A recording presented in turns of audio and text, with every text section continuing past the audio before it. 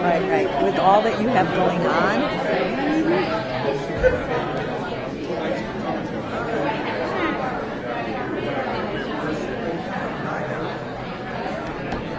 Because really good guys. Just a very good bottom.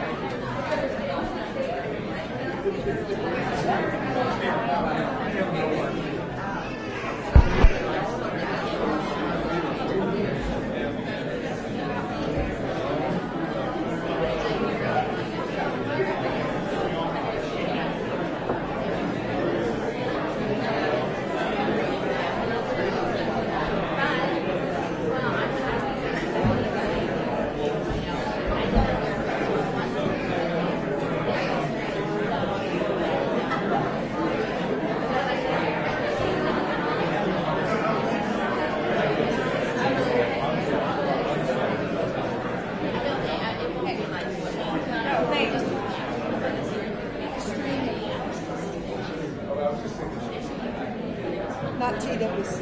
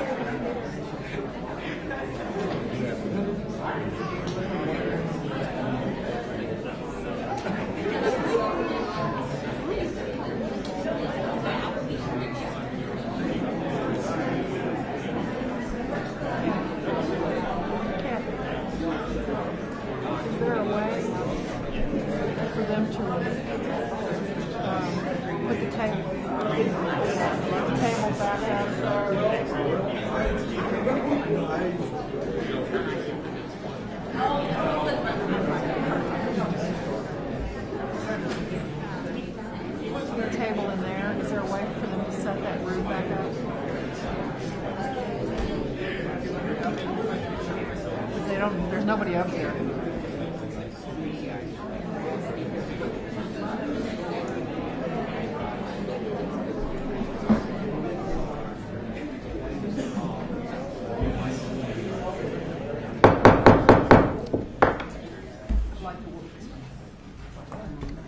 I'd like to welcome you to the May 27th meeting of the Jefferson County Board of Education.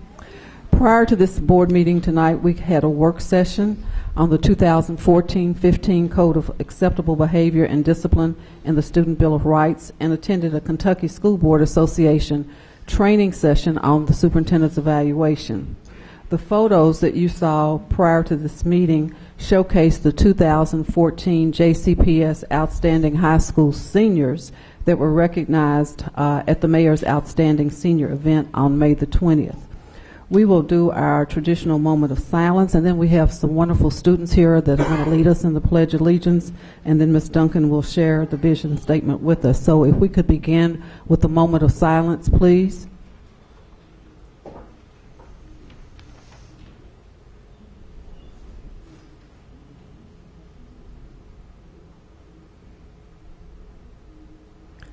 Thank you. Please stand for the pledge.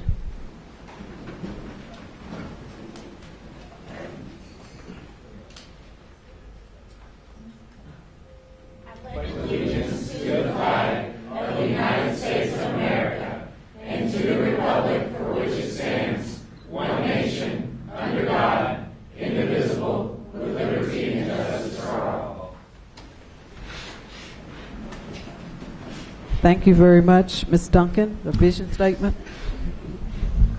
Our vision is for all JCPS students to graduate prepared to reach their full potential and to contribute to our society throughout life. Thank you very much. Is there a motion to approve the minutes of May 9th and May 12th? Ms. Westland, second. Mr. Brady, all those in favor? Motion passes unanimously. Thank you very much. Moving on to recognitions and resolutions. Ms. Terry Robinson. Dr. Hargens, Board Chair Diane Porter, and members of the Jefferson County Board of Education, this evening we have the honor of recognizing some of our district's most outstanding students and JCPS for another exemplary accomplishment. We began with the recognition and student demonstration of learning from Seneca High School students Ideen Sabic, Andy Alavia, and Azaria Frazier to commemorate the 60th anniversary of the 1954 Supreme Court case Brown versus Board of Education. May 17 marked the 60th anniversary of the landmark 1954 case, which declared the establishment of separate public schools for black and white students unconstitutional. The Supreme Court ruled that separate educational facilities are inherently unequal and that racial segregation of public schools violated the Equal Protection Clause of the 14th Amendment.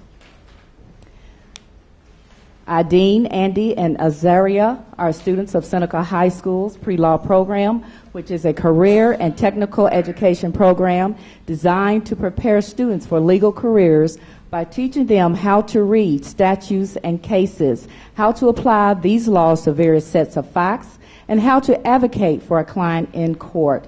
The program emphasizes legal reading, writing, research, and oral advocacy skills. The program is composed of 4 courses: Introduction to Law, Criminal Law and Procedures, Civil Law and Procedure, and Advanced Legal Advocacy. The students are taught by 2 experienced attorneys, Justin Cornell and Emily Fritz. Justin practiced with Frost Brown Todd in the area of corporate law, and Emily practiced with Densmore and Show, formerly Woodard, Hobson, and Fulton in the area of personal injury litigation. Tonight, the students will present and share a brief demonstration of the Brown versus Board of Education's. Students, come forward to begin your presentation.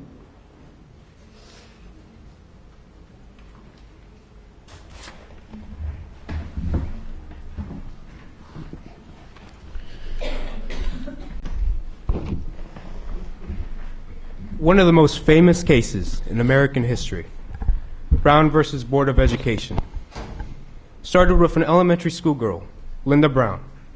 Even though Sumner School was closest to Linda's house, Linda had to attend Monroe School for African American children. The Sumner School was for white children only. It was the 1950s, and Kansas law allowed local school boards to establish segregated elementary schools. With the help of attorney Thurgood Marshall, Linda Brown and her family sued the local school board. Children in other states faced the same problems. So when Linda Brown took her case to the Supreme Court, the court struck down the laws allowing segregated schools. The justices said that separate is not equal. They ruled that laws segregating students by race were unconstitutional. Today, we'll hear a little more about attorney Thurgood Marshall and U.S. Supreme Court Justice Will Earn. The first time Thurgood Marshall saw the Constitution was when he was forced to read it as a punishment for playing a prank in school. This was simply designed to teach him not to pull pranks, but it instead inspired him to become a lawyer. Marshall worked for the NAACP, fighting against discrimination, and he successfully argued many cases before the Supreme Court.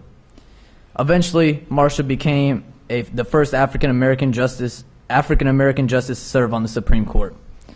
The following is a portion of Marshall's argument in the case of the Supreme Court case of Brown versus Board of Education. I got the feeling when I heard the discussion in this court yesterday that when you put a white child in a school full of African American children, the white child will fall to pieces. Everybody knows that's not true. Those same kids, they play in the streets together. They play in their farms together. They go down the road together. But then they separate when they go to school. They come out of school and play ball together. But then they have to be separated in school. There must be some magic to it. You can have them live in the same neighborhoods. You can have them going to the same state universities and colleges. But if they go to elementary and high school together, the world will fall to pieces. Everybody knows that's not true. During the Brown versus Board of Education arguments, Earl Warren was the Chief Justice of the Supreme Court. After hearing the case, all 9 justices decided that segregation was not legal.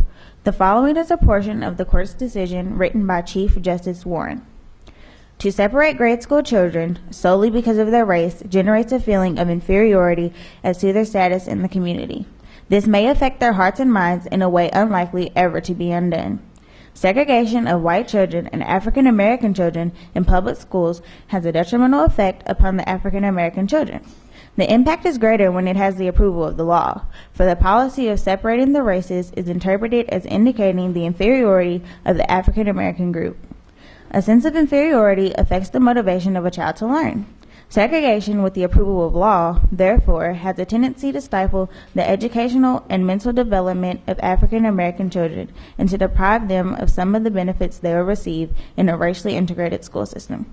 We conclude that, in the field of public education, the doctrine of separate but equal has no place. Separate educational facilities are inherently unequal. Monday, May 17th, marked the 60th anniversary of this important decision, which helped to ensure that every student in America receives an equal education. Does the board have any questions for us?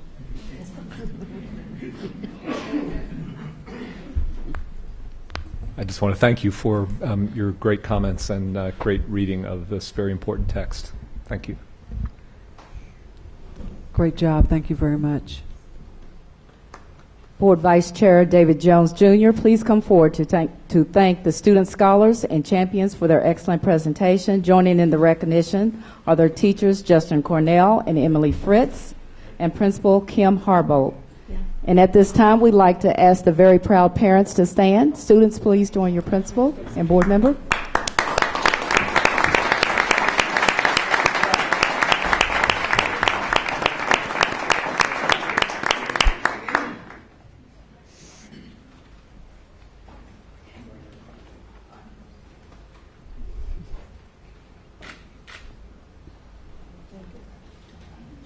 Thank you. Next, we have the pleasure of recognizing the Jefferson County Public School District Multicultural Teacher Recruitment Program State and National Future Educators Association Conference Competition winners. More than 15 JCPS middle and high school students participated in and won at the state FEA competition, which qualified them to compete at the 25th Annual National FEA Conference Competition held in Minneapolis in April. District students competed against students from across the nation in essay writing, impromptu speaking, job application, ethical dilemma, energy education, lesson planning and delivery, leadership, public speaking, exploring professional support and service careers, and exploring educational administrative careers. O.C. Holland, a senior at Southern High School, was elected to serve as a 2014-15 FEA National Student Officer. Raven Jackson, a student at Southern High School, and Nini Trung, a student at Atherton High School, won first place and third place honors respectively in the National FEA Conference competition. The FEA competitions are a teaching and learning experience for students to help them develop their knowledge and skills and to help prepare them for the education profession.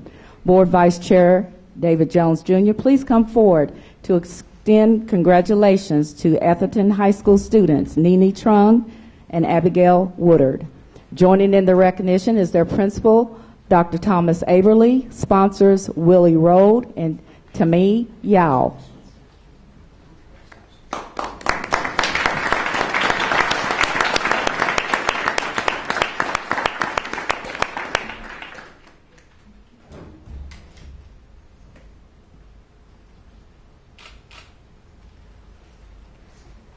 Mr. Jones, please congratulate Seneca High School students Haley Logston, Sandra Koppel, Alice Paleo, and Sierra Watson. Joining in the recognition is their teacher sponsor, Adrian Lane, and Principal Kim Harbolt.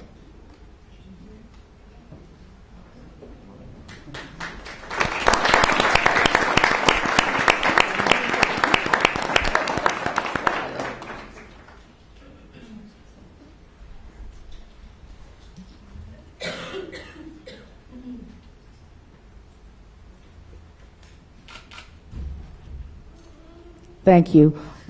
Board Member Linda Duncan, please come forward to congratulate Knight Middle School students, Suda Kayalat and Kiara Lukes. Joining in the recognition is their sponsor, Dalton Holt, and Principal Catherine Gibbs.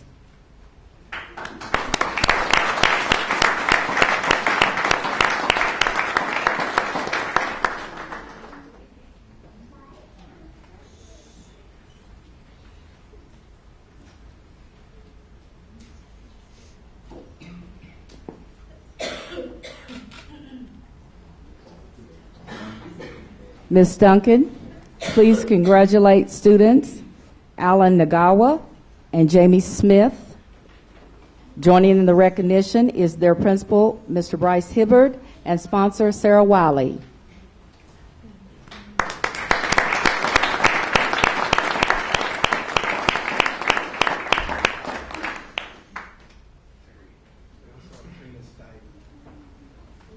Trina Steiden, I'm sorry.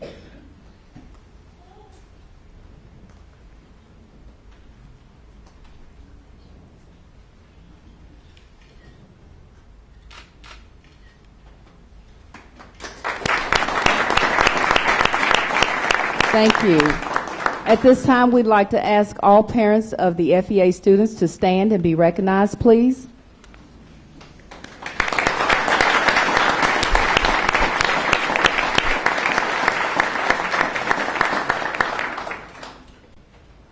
Is Mr. Deshaun Isom arrived? Has he arrived, please?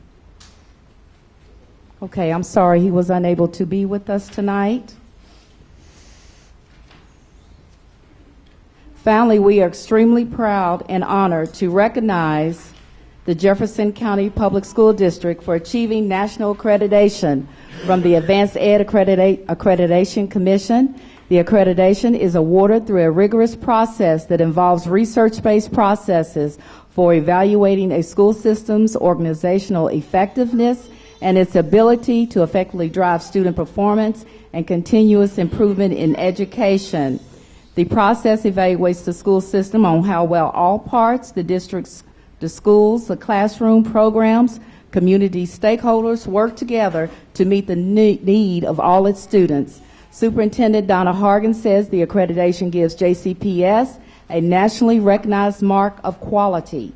It demonstrates to our community our commitment to excellence, our openness to external review and feedback, and our desire to be the best we can be on behalf of the students we serve. System accreditation provides an effective means by which to systemize and maximize district improvement efforts, and it recognizes that there is a lot more involved in increasing student achievement and improving instruction. Tonight, Mr. Jerry Cooper, Advanced Ed Kentucky Director, will present the district accreditation plaque to the Jefferson County Board of Education. This plaque signifies that the district has been accredited by Advanced Ed, a global leader in advancing education through accreditation and school improvement. Mr. Cooper, please come forward.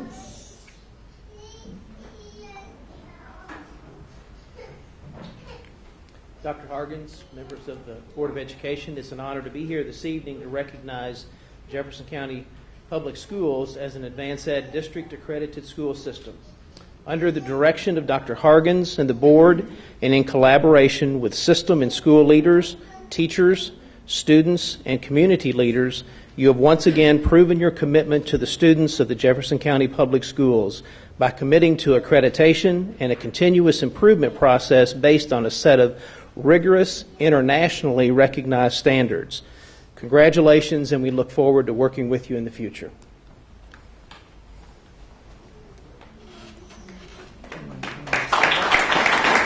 Dr. Hargens and Board Chair Diane Porter, please come forward to accept the special honor and plaque of distinction from Mr. Cooper.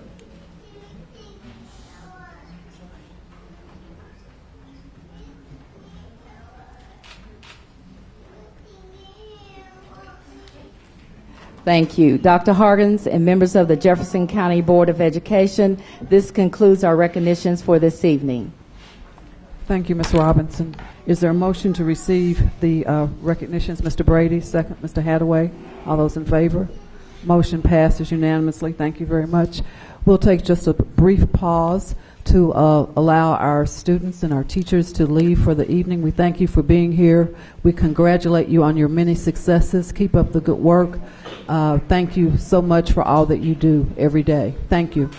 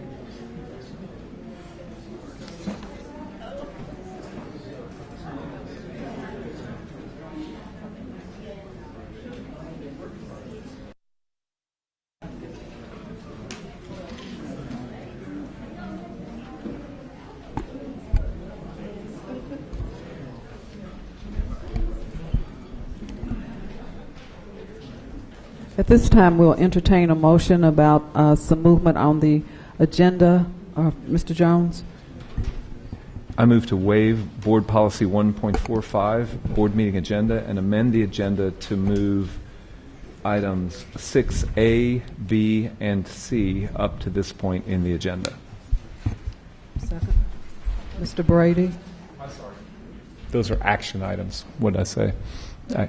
Action items, okay. Okay, and a second by Mr. Brady. All those in favor? Motion passes unanimously. Thank you very much. And before we start with the action items, I would request that Dr. Hargens does the superintendent's report, because there may be some comments in there that pertain to the action item as well. So, Dr. Hargens. Thank you, Chair Porter. I want to commend the Seneca High School students for their reenactment of Brown v. Board of Education, and to commend our board for its continued commitment to diversity. As Thomas Gensel, the Executive Director of the National School Board Association, stated in this month's edition of the American School Board Journal, the promise of Brown, the promise of an equal, accessible, world-class education for all Americans, is what you are working to fulfill. As school board members, active members of your state school boards association, supporters of NSBA and its national campaign, together we are not simply honoring Brown, we are carrying its promise into the 21st century. As our own John Marshall, our Assistant Superintendent for Diversity, Equity, and Poverty, was quoted in this very journal, a lot has changed since Brown, but we've not gotten all the way there, and things aren't as good as they should be. But what we have in Jefferson County is a clear movement forward. During our work session, we talked about the Code of Conduct. The Code of Conduct sets the behavioral expectations for our students and the expectations for our staff regarding appropriate consequences. An important proposed change this year is creating structures in restorative practices so our students can learn and not repeat the same behavior. That is an important part of Strategy 4.4, providing a comprehensive system of student supports, which will lead to more time in school and increased student achievement. An important strategy in Focus Area 3, Stakeholder Involvement and Engagement, is Strategy 3.8, Celebrate Learning. Celebrate the successes of our students as well as the contributions of administrators, parents, and community stakeholders. Thursday night at the KFC Yum Center, Hilliard Lyons sponsored the Teacher Excellence Awards. 28 awards were given, with a total of 48 individuals receiving recognition for their outstanding contributions in 13-14. Mr. Jim Allen, the CEO of Hilliard Lyons and the leader of the Jefferson County Education Foundation, is to be commended for his vision for this event. One teacher said to Mr. Allen as she was having her picture taken, and I quote, "I will remember this night forever. Thank you." The keynote speaker was Valley High alum Marshall Goldsmith, recognized nationally as an executive coach. On Friday morning, Mr. Goldsmith and his colleagues provided a training for community leaders with the proceeds going to the Jefferson County Education Foundation to assist with the Forward Next Generation Learning Community work. The superintendent and cabinet team attended and learned from national experts. Our fourth focus area, safe, resource-supported, and equipped schools, and in particular Strategy 4.5, speaks to aligning district and building-level resources to curricular goals, strategic priorities, and to the financial responsibility for the return on investment. The budget has no value without its connection to those strategic priorities and impact on student achievement. A budget is truly an investment in student achievement. So one of the most important things on the agenda tonight is the budget for the 14-15 school year. And I'd like to remind you of some key things that have happened preceding this 14-15 budget. What you might recall is that in the 11-12 school year, we began with a decision to give a 2.5% pay increase. We began in September of the 11-12 school year with 5 additional schools getting priority school status. Remember, back in that school year, we had an 18-member cabinet. We also received Dr. Gary Orfield's report to tell us how to improve student assignment. And we began what was an incredibly ambitious task of having a review of all of our processes and procedures, the curriculum management audit. You might remember that recommendation number 1 was fix the organizational structure.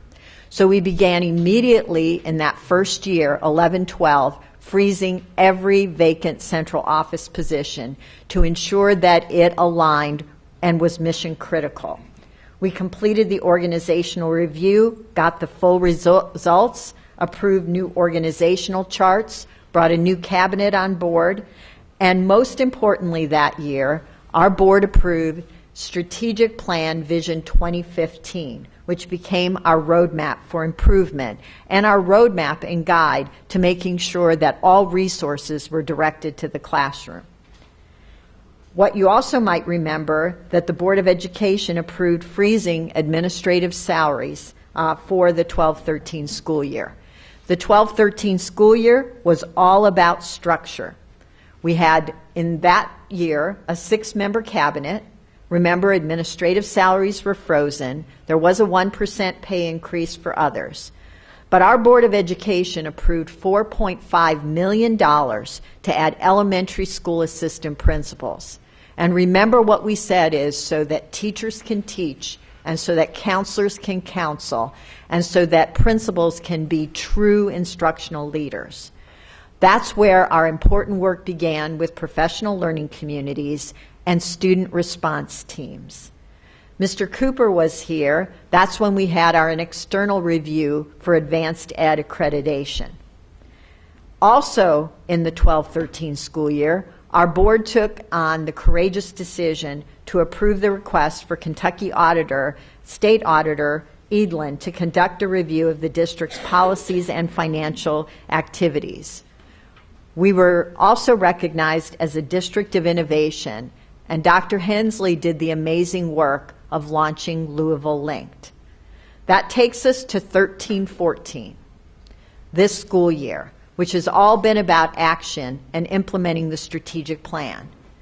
We added assistant principals, making sure that there was an assistant principal for each elementary school. We added 18 ECE, Exceptional Children's Education teachers, so that there would be one in each priority school. And you might remember that there was a 0% salary increase. Our board also gave $5 million from fund balance to make sure that for this school year, our students had access to extended learning. Of course, there was the equity scorecard, the joint commitment with Metro government. We became a Ford Next Generation learning community, and we restructured Frost and Valley. Principal Barber became principal at Academy at Shawnee, and then we also did a magnet review to make sure that our magnet programs were aligned with the vision and goals of the district. And then we also received from Dr. Ellsbury a school board quality standards report aligning our board behaviors with boards in high-performing districts. We brought to you last meeting a restructuring of Myers Middle School, and last week, I believe it was Wednesday, Kentucky auditor, State Auditor Edlin, released the findings for the JCPS audit. CFO Harden and Dr. Hensley, in the first action item, will walk you through the budget items that will move us forward as a district in 14-15. The Cabinet and I are confident as a team that these are the steps that will move our district and students forward. And if you look at just a brief overview of the amount of dollars that have been directed into the classroom, there are three ways to direct more dollars into the classroom. You can increase revenue, you can eliminate spending, or you can repurpose money. So you can see in the 10-11 school year, that was the base. For 11-12, the increase. For 12-13, 13-14, and then what the proposed budget is. We all say that the students are the center of the universe and classrooms are the center of the universe. So Dr. Hensley has reminded me that over those 2 years, we have repositioned 347.5 positions into schools directly impacting student achievement. We have already begun working through the recommendations in the state auditor's review and will bring to the board a draft action plan for moving forward. We consider the set of recommendations to be an important tool for identifying funds that can be repurposed and redirected toward directly impacting students. Increased spending directed toward students can be accomplished again in 3 ways: increase revenue, decrease spending, repurpose or reallocate funds. We want you to know that we are committed to accounting for every dollar and its impact. And I look forward to CFO Harden's presentation of the 14-15 budget, assisted by Dr. Dewey Hensley. Thank you, Dr. Hargens. We have one speaker on this agenda item, and that's Mr. Tom Moffitt. Mr. Moffitt, if you'd like to come up, please, for if you'd like to join us. Mr. Moffitt. Each speaker is allowed 3 minutes to address the board. Thank you for being here tonight. At the end of 2.5 minutes, a bell will sound once. Then you will have 30 seconds to finish your statement. At the end of 3 minutes, the bell will sound twice, indicating that your time is up. Again, Mr. Moffitt, thank you for being here tonight. Superintendent Hargens and board members, an additional $16 million to expand or add academic programs is a big improvement after years of cuts. It's still far from enough, and to put all our students on a sharp curve to success, and that's what we want, a sharp curve, no dilly-dallying around. Please don't be satisfied. Yes, this is a big step, but we've got to do better. I can only share with you a few quick personal reactions to what I saw about the specifics of the budget. For me, the most promising initiatives that were mentioned in the news release are one that will strengthen early childhood education, and then the Small Literacy Academy project, where teachers at 19 elementary schools will receive professional development and training to better understand what the needs are so that more students are in grade level by third grade. I will be excited when I hear that you have found $4.5 million or $5 million instead of just $500,000 for that important program. Now, I don't know if it needs exactly that much money, of course. But what I'm saying is, if you get started right, get the students off to the right start in early childhood education, and then especially in the first 3 grades, you're not going to have to spend all this money later on to catch them up. Let's get them started right.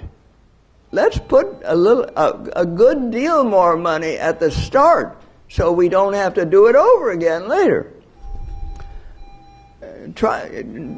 Find the money somewhere, or at least find some of the money somewhere to do a significant amount of that, and track the record, see if it doesn't save you money. I believe it will, and it will save children's lives. The other initiatives I'm glad to see are the mental health counselors and the additional 26 goal clarity coaches. Because I think lesson planning and instruction modeling will have maximum payoff by reducing the need, again, for that later remedial stuff. Let's do it right the first time and give the teachers the help they need to do it right the first time. Thank you, Mr. Moffitt, for being here tonight. At this time, we will turn it over to our first action item. And I think, Dr. Hargens, you have introduced that, but yes, just in case. The tentative budget for fiscal year 2014-15. Our Chief Financial Officer, Cordelia Harden, and our Academic Officer, Dr. Dewey Hensley. Thank you for being here.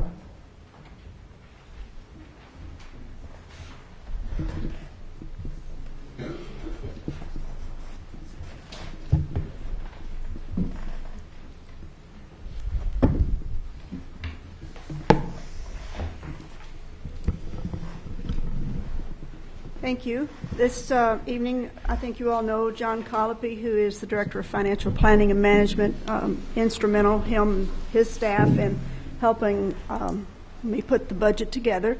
And then, of course, you know Dr. Dewey Hensley. And then Tara Rowland, who is the coordinator that works with John also.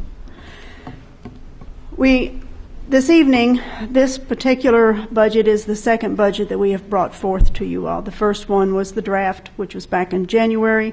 That one was very preliminary. This one does include school allocations, budget requests that schools and departments have made.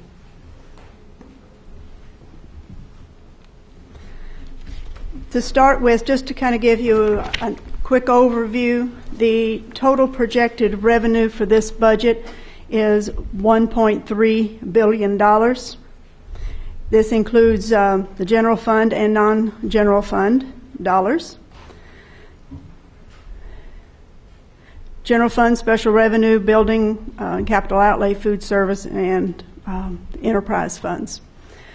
84% of the budget is the general fund. 8.36% is special revenue. We'll go into more detail about special revenue on the next slide so you understand what makes up those numbers. Then we have the building and capital outlay. That is made up of $100 per student for the capital outlay, and then the building is the nickel tax. This is used for our bonding capacity, and our bonding capacity right now is between $100 and $120 million, and of course that varies depending upon how the interest rates are. It's also impacted by the local economy and a fund balance. The rating of Standard & Poor's and Moody's, they look at our fund balance to determine what the interest rates basically and how our credit rating is. That impacts when we sell a bond. So the higher our bond ratings are, typically the lower our interest rates are. We currently have $37 million of that 41 that is used for debt payment on bonds. Facilities, we notify them annually about what is available for their bonding projects. For this upcoming year, I've notified them that it will be $25 million. And for FY16, we're looking at $30 million. We have food service that is $57.5 million. Food service is self-supporting. $28 million is in salaries and benefit cost, $24 million in supplies and materials. This budget does not include any carryover or carry forward.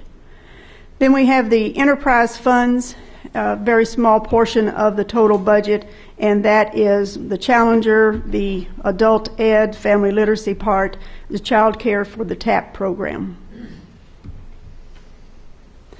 This is the special revenue grants. As you can see, these Title I being a large portion of that, $29 million, and Title I preschool is $10.3 million. IDEA, that is for children with disabilities, is $22.9, and then we have the Head Start program is $13.9. These are the dollars that are in the special revenue grants themselves. However, the general fund also supports some of these programs.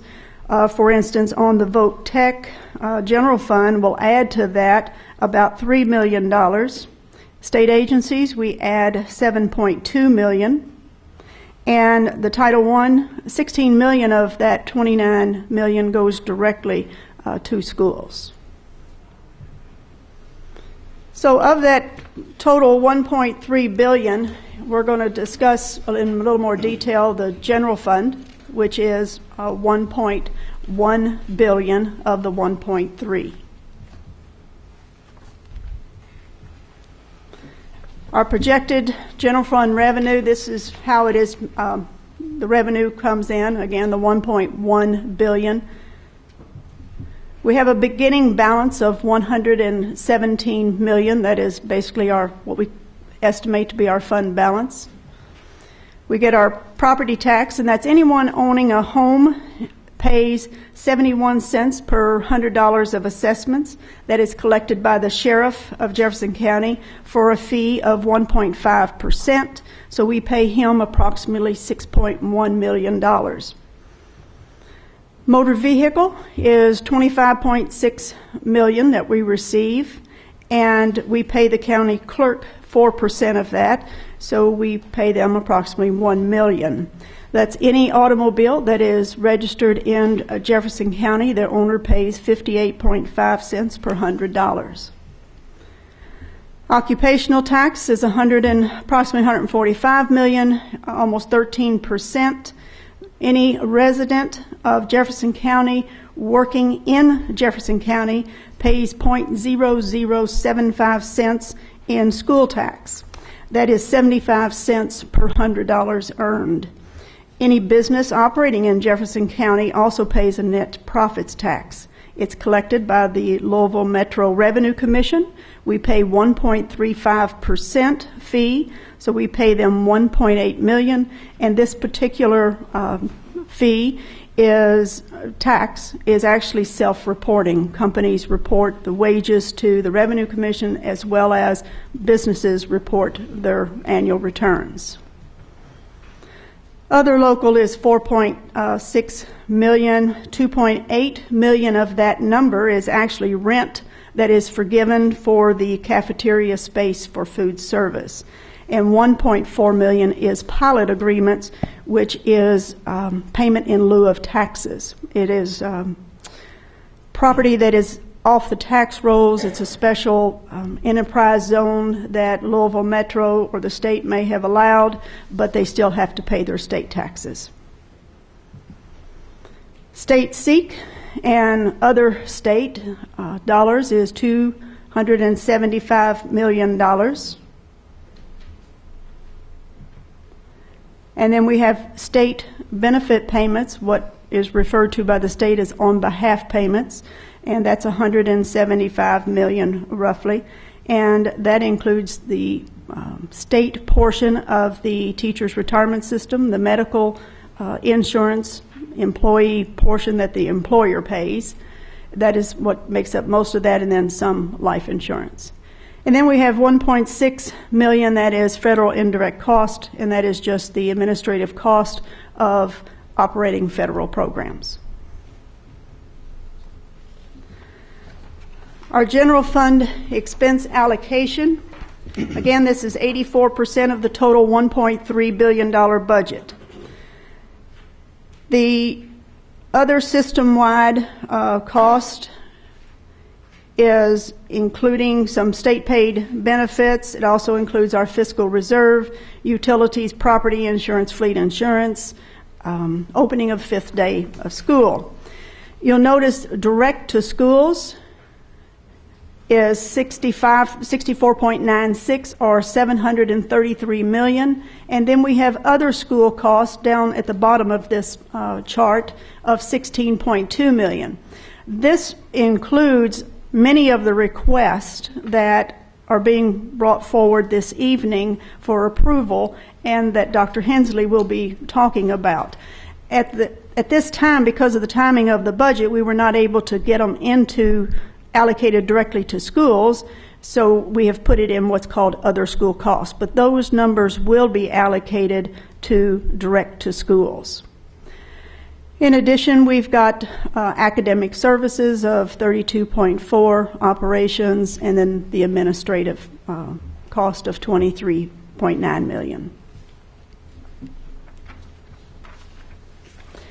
As you can see on this slide, the numbers that we're looking at here, the expense budget does not include our required contingency that is required by the state for us to budget.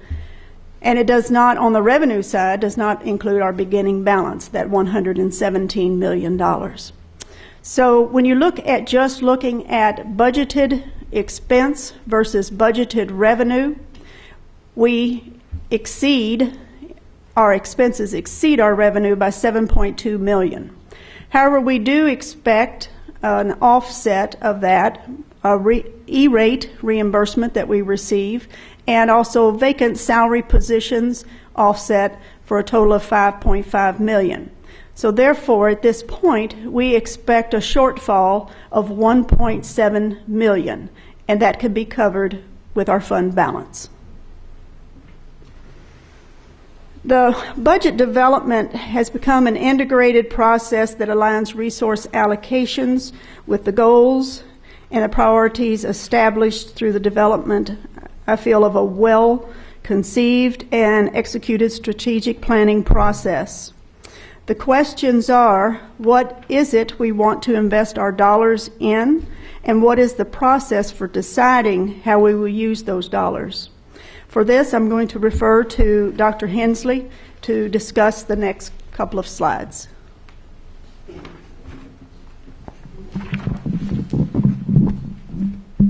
Thank you for the opportunity to speak today. I want to talk to you about the process we've put in place when we ask you for $14.7 million. It's very reasonable that you have an understanding of exactly how we expect to use those dollars. In order to do that well, we have put in place a system called delivery planning. It's where we identify targets that we want to reach overall, different goals that we have, and we utilize our own strategic plan, Vision 2015, to align everything that we do so that we have concrete strategies, concrete components of those strategies that identify what it is we want to accomplish.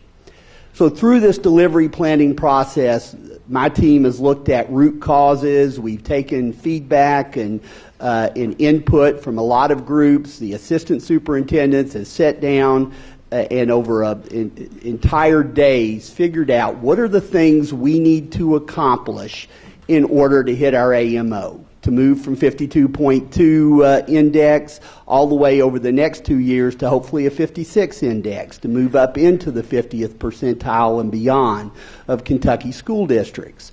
And what we concluded, there were 5 basic strategies that we needed to implement really well in order to meet our goals, to get to that aspiration of being the best urban school district in America.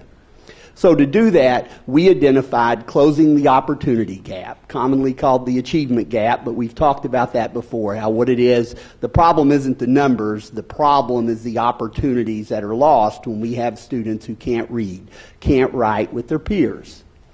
A second strategy is how do we develop next generation teachers, leaders, and learners?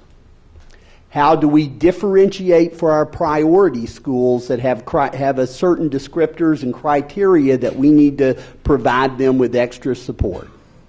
How do we look at our third graders and ensure that they reach proficiency?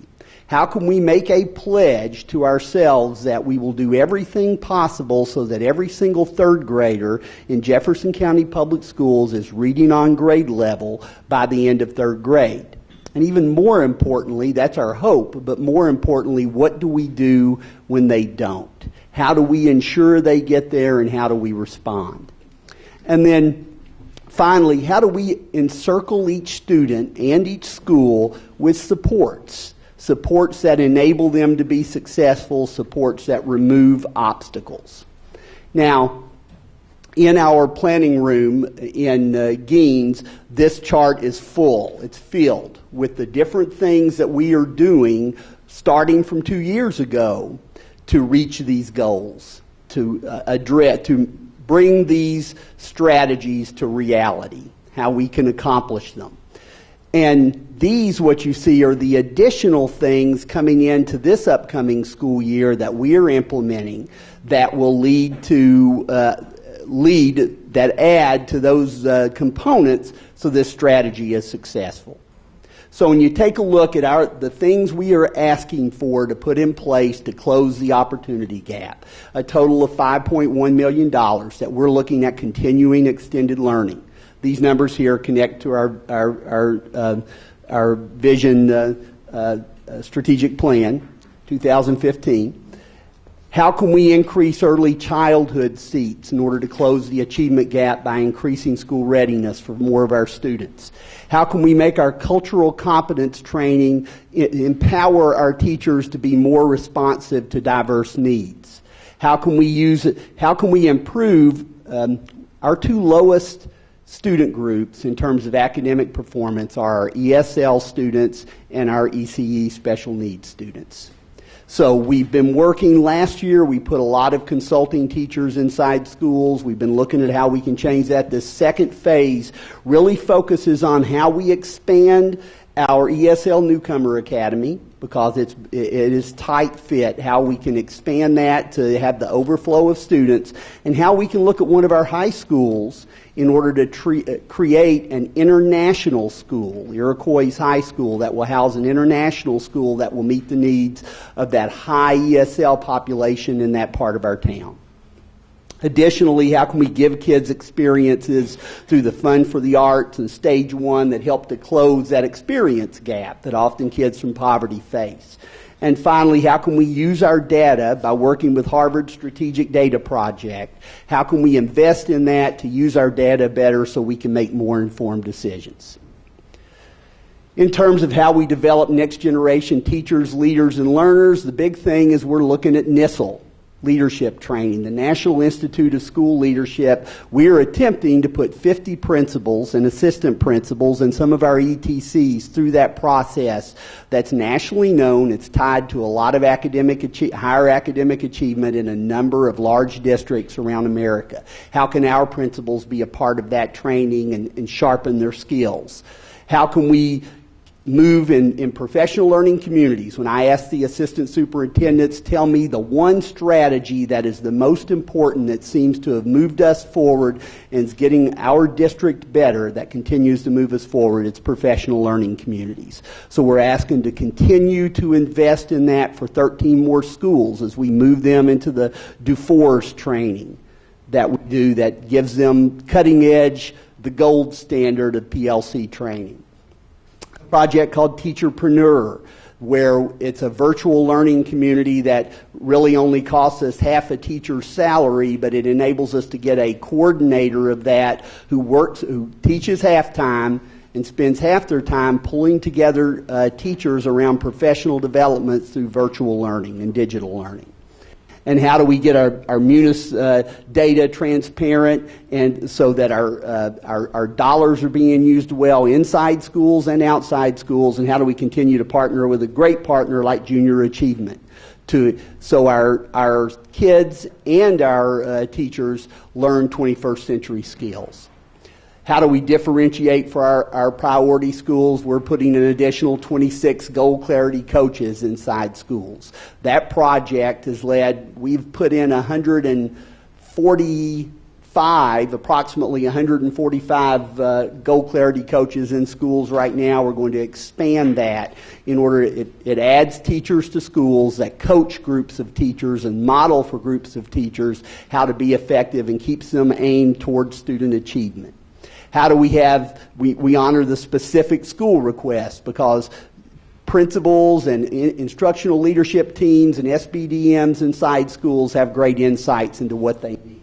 How do we use building assessment data technicians to inform the school in priority schools? How can we help them manage all the paperwork they're required from KDE and other places so they can have that data and make good decisions?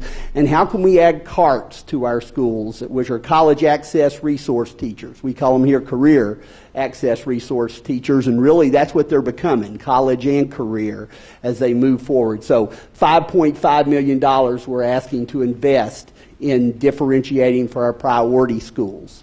A project that I agree with Mr. Moffitt that is extremely exciting. We have right here in town at Bellarmine University some of the foremost leaders in urban literacy.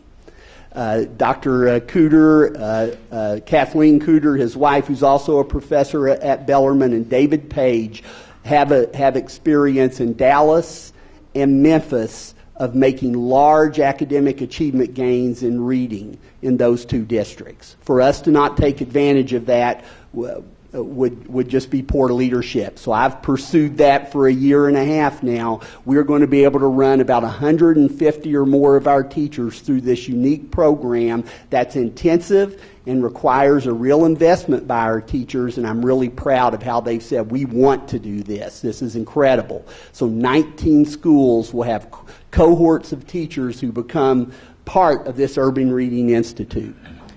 And then finally, how do we encircle each of our kids? We're putting 54 mental health initiative leaders inside schools. Some of them will be inside schools, others will float across our regions, the region that they're assigned, to help and support schools and help develop our PBIS project so that we build safe and more orderly schools that are positive with interventions and strategies that teachers learn and others learn to really affect what happens inside the school, the academic achievement, to support kids that need extra attention because they're our Tier 3 kids. Those are those kids that are Tier 2 and Tier 3 on the pyramid that really need us to address their needs. The Tier 1 kids, they need us to have a strong core program, and PBIS does that. But we need strategies that addresses the Tier 2 and Tier 3 students as well. Our transition centers is a unique idea about how we can have teachers in classrooms and schools where students that have transition difficulties, students that are absent for 8 days or more, students who are returning from alternative schools, students who have difficulty in a classroom that's where they're really struggling. It could be just a problem with that teacher, or they need a different way of learning that content. We've created and want to invest in these transition centers that help those students transition onto the right pathway. So that what we're doing is having a teacher sit face-to-face with them, set individualized goals, and use digital learning and any other means to help that student recover credits, to help that student master a content and standards, or to even help that kid accelerate if that's what he or she needs. So finally, we have District Positive Action Centers, which is one pilot that will have 5 individuals working with some of our kids. This is a pilot that we're putting in our Achievement Area 2 to help support kids at our earliest level that need therapeutic help. So we're going to have psychologists, we're going to have teachers, psychologists, behavior experts who will help support a group of kids that we've identified who have real struggles. And we will keep them there, bring them out, and figure out a way to support those kids and give them the therapeutic services they need in conjunction with 7 counties through Louisville Linked. So finally, 2 other things that are very important: safe crisis management training that we need that enables teachers to know how to deal with students who often have therapeutic needs, and bus security and monitors, that we need our buses to be more safe, to be more orderly, so that kids can get to school and learn, or so that kids can get home without having any fear that anything's going to happen. So in this $14.7 million, we're asking to accomplish a lot that will affect our Tier 1, Tier 2, Tier 3 students. That's aligned very well to our strategic plan and hopefully enables our delivery plan to be successful, to move us from the 52.2 index that we presently are to 56, which we hope to do in 2 years. I might mention the numbers that you see in parentheses. That ties to the strategic plan, that book that Dr. Hargens mentioned earlier. If you want to refer to that, those numbers there.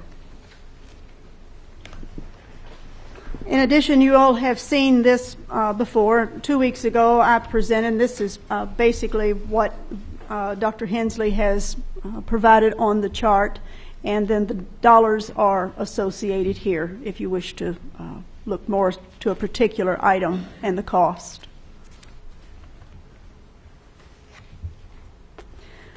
The next information is about 15-16. Of course, you're not being asked this evening to approve 15-16, but I wanted just to give you some ideas of where we are for 15-16, something to think about. First of all, the state legislature has mandated a cost of living of 2% in 15-16. That will cost JCPS $12.8 million. And at this point, the steps aren't necessarily mandated, but there is language regarding steps in KRSs. But the cost of steps is $10.8 million. So salaries alone, if those items were provided for 15-16, we're looking at $23.6 million. Now, depending upon how tax assessments work, as far as whether they go up and to what degree they increase, also impacts our revenue that we receive from SEEK, the state, majority of the money we receive from state, and then local revenue. If assessments were to go up 1.4%, SEEK revenue would increase $6.3 million. If local revenue would then increase 6.4 because assessments have increased, and therefore the taxes against those additional assessments would be 6.4 million. So additional generated is 12.7 million. But you see, we have cost that we're looking at. At minimum, the 2% cost of living is 12.8, and we're only going to receive additional income on property and SEEK revenue of 12.7. If there is a 2% increase in assessments in FY15, SEEK will go up 4.1, local revenue 9.1. If it went up 5%, then SEEK revenue actually decreased, but our local revenue would increase. And the reason I wanted to show you this is so you can understand the impact of the SEEK formula and what assessments has a direct impact on the funding we get. Now, back in 2005 through 2009, we experienced annually 5 to 6% increase in assessment values. In 10, we had a 1.4%. In 11, we actually had a decline of 0.1%. In 2012 and 13, our increases have been averaging 1.7. For this current year budget, we're looking at what we've included as a 1.4% increase in assessments. I don't think that is overly aggressive. I feel like it is a reasonable amount as far as assessments. I think that is totally possible, and that would also include, if we were to get new construction, would be included in that net increase also. So, a rough projection including the 2% mandate and no step increase and no new programs for FY16, we're looking at a deficit of about $13 million. We do a 5-year projection. We have projected out, and in addition to the FY16, which we project to be at this point a $13 million deficit, in FY17, we're saying no steps, no cost of living increases. We're looking at it actually in excess of $2.3 million. In FY18, no step, no COLA. We're looking at an excess of $18.5 million. So it's just to give you a feel for what we have projected out for a few years, but what we're interested in, of course, this evening is the 14-15 budget. So for 14-15, the budget is balanced. It provides for the 1% mandated salary increase. It includes specific school budget request, commitment to providing transparency through the data dashboard that board member Brady asked for, and we are working on that now and hope to have that within the next 6 months, maybe sooner. And we have ensured that what we are asking for, that our resources align to support our students and the district goals and the strategic plan. And that concludes our presentation. Questions of the board? Mr. Hathaway. Thank you for the presentation. Ms. Harden. Oh, there we go. Just want to get some numbers again from you. I didn't write fast enough. So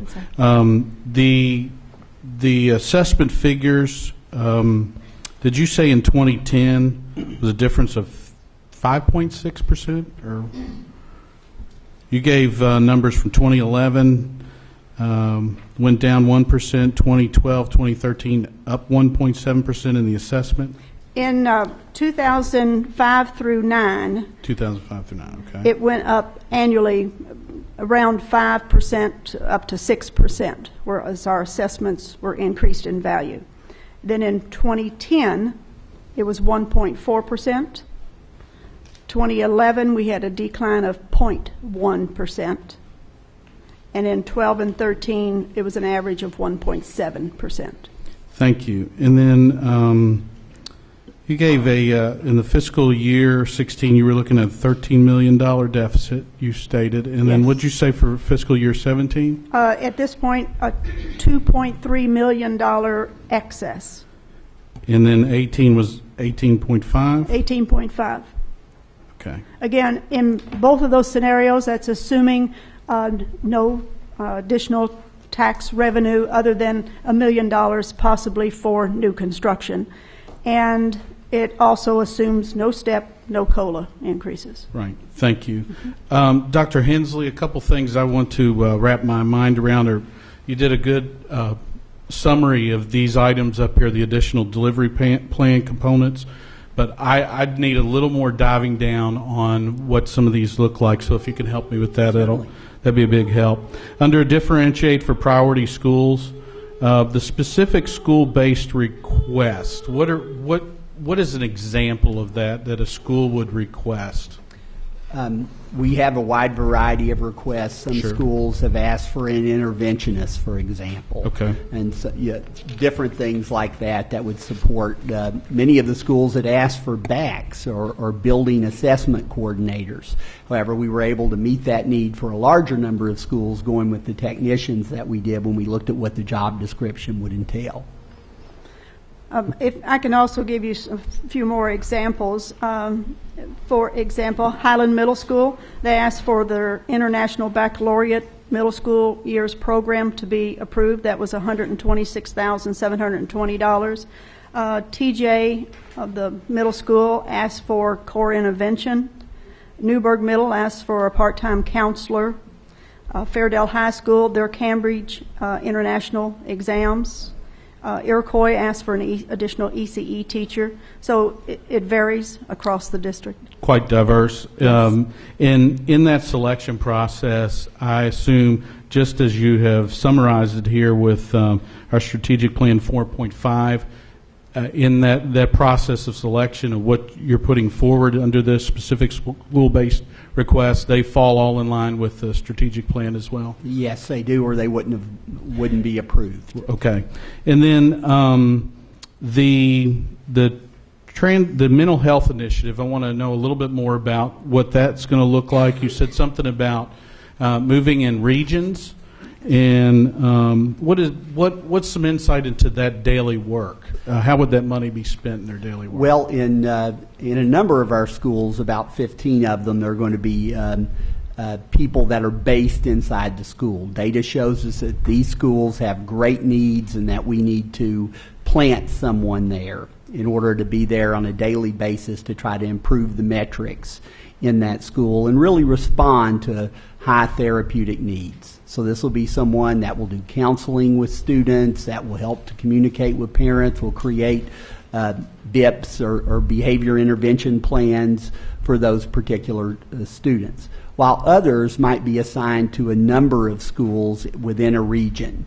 So they may bounce around based on where the need is. They will start off every day at a specific home school, but they're the ones that we have open to travel to different places if a school has a unique need, if it has a student who is atypical in behavior that they need to do they need a little more than our student response team. They need it more immediately.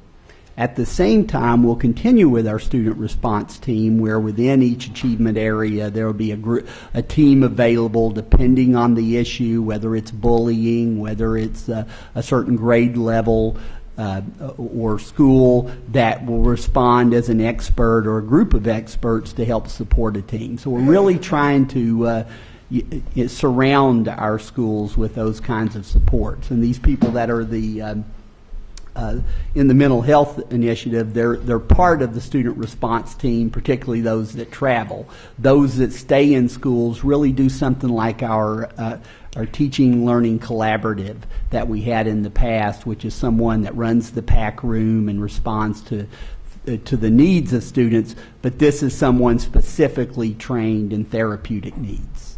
Okay, thank you. The CATS funding, where do I find this in this chart? And are we still planning on keeping our funding the same even though the state funding is going down? The KETS, Dr. Razor, I got it right, the acronym right? Typically, we match whatever the state provides us. True. At this point, we have put in $900,000 in the general fund that will go over to the, it's in special revenue fund. Okay. That's what we have in this budget at this point. But do we still have, I know there was some talk at one time, if the state part goes down, we want to still fund it at the level that we're currently funding. Is that included in this budget? At this point, just going down has not, the projection of the state decreasing has not been applied to this. Okay. We're strictly going with, like I say, the $900,000, which is a little less than what we have in this current year budget. I believe, John? That's correct. Right. I think, what are we right now, 1.2? Yes, ma'am. Yeah, 1.2 million. Okay, thank you. And then lastly, my last question is, what is our timetable in approval of this budget with KDE? What is what are the deadlines in front of us? State law requires us to approve, the board, to approve by May 30th. Thank you, Chair Porter. Thank you. Ms. Duncan? Dewey, on the mental health counselors, did you look at the data that was provided through the youth service centers of our schools or the Friskies to determine that need, or did you use some other data for that need? Because I know right now the youth service center coordinators are making plans for next year, and they're not aware of this possibility. Right. We actually used our student response team data. We have increased and really have a strong data system now that has improved immensely over the past couple of years, where we're monitoring suspensions and referrals and those kinds of things, and even the kinds of SRT calls that we have to make, student response team calls. So we are able to look at that data, kind of a sense of high urgency. Now the FRC's budgets and their planning, this will be in addition to. So this is just even more support on top of what our FRCs already do to help support those kids and families. Now, of course, once we get it approved, we'll want them to coordinate. We'll want them to be together around that work as much as we can, because we want it to be the whole child. We want to be able to, when we can, bring family in. We want to bring in, through Louisville Linked, our partners who can help particularly with mental health issues. But right now, the FRCs, some of them only know about it indirectly. Well, I know at school where I was the other day, had 1,197 referrals for mental health issues, and I'm hoping that shows up in their SRTs, but it may not show up in their SRTs. And I hope we get all this together. They could have gotten that. They figured into that SRT data. We use them to kind of gather data and other sources to gather the accurate picture of what's happening with referrals and suspensions and SRT calls and those things inside the school. Sounds like a high-need school.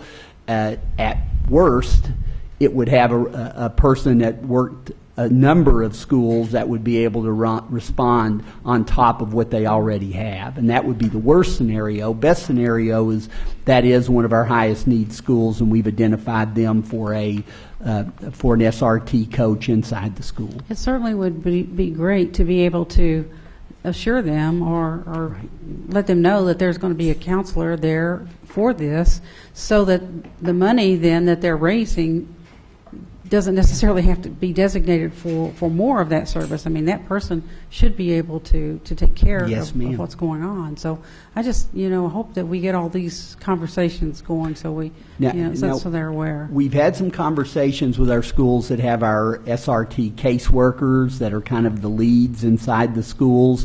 I think they've had some informal announcements of this during their training. They've seen that we're moving toward this proactive therapeutic support with quick response.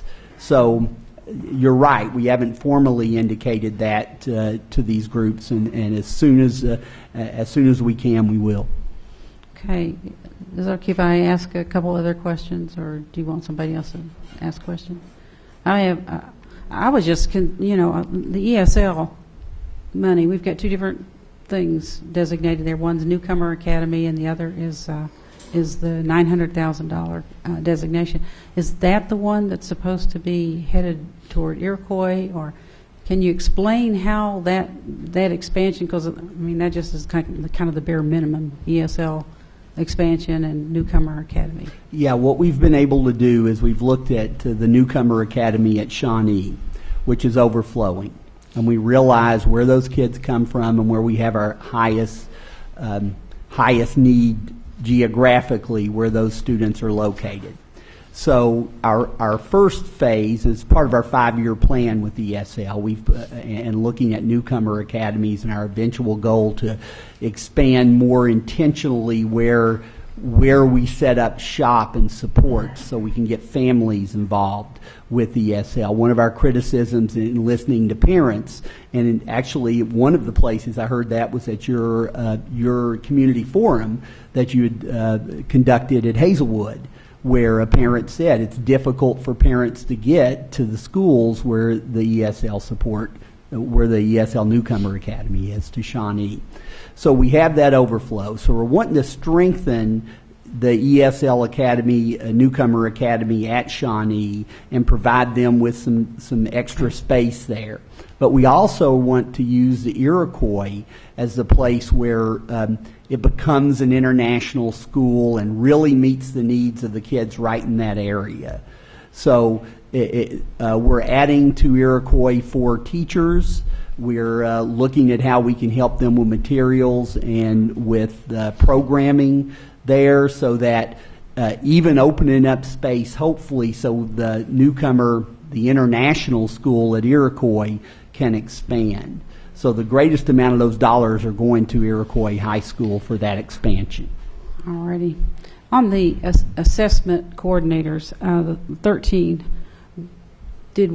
was that all that were requested and that's what we handled, or were there more requests for that than that, and that was just all we could do? We have more requests than that. I don't Any think more we requests?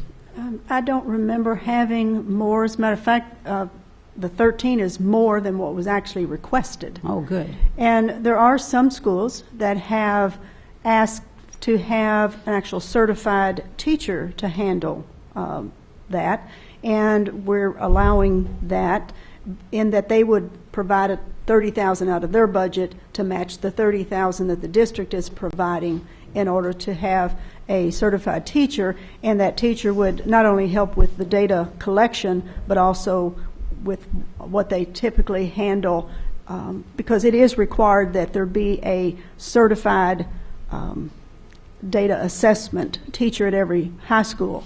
So this would help them in funding that. And some schools are using a partnership. This person will relieve the counselor to enable them to do more counseling type work instead of with the bureaucratic paperwork that's involved with the testing process. So it kind of hinges on what the school wanted to do, if they wanted to provide that extra dollar to get the certified teacher, or if their counselor, they've had great confidence that they could handle the back role, but given this technician support, frees them up a lot of their time. Yeah. Just one other question concerning.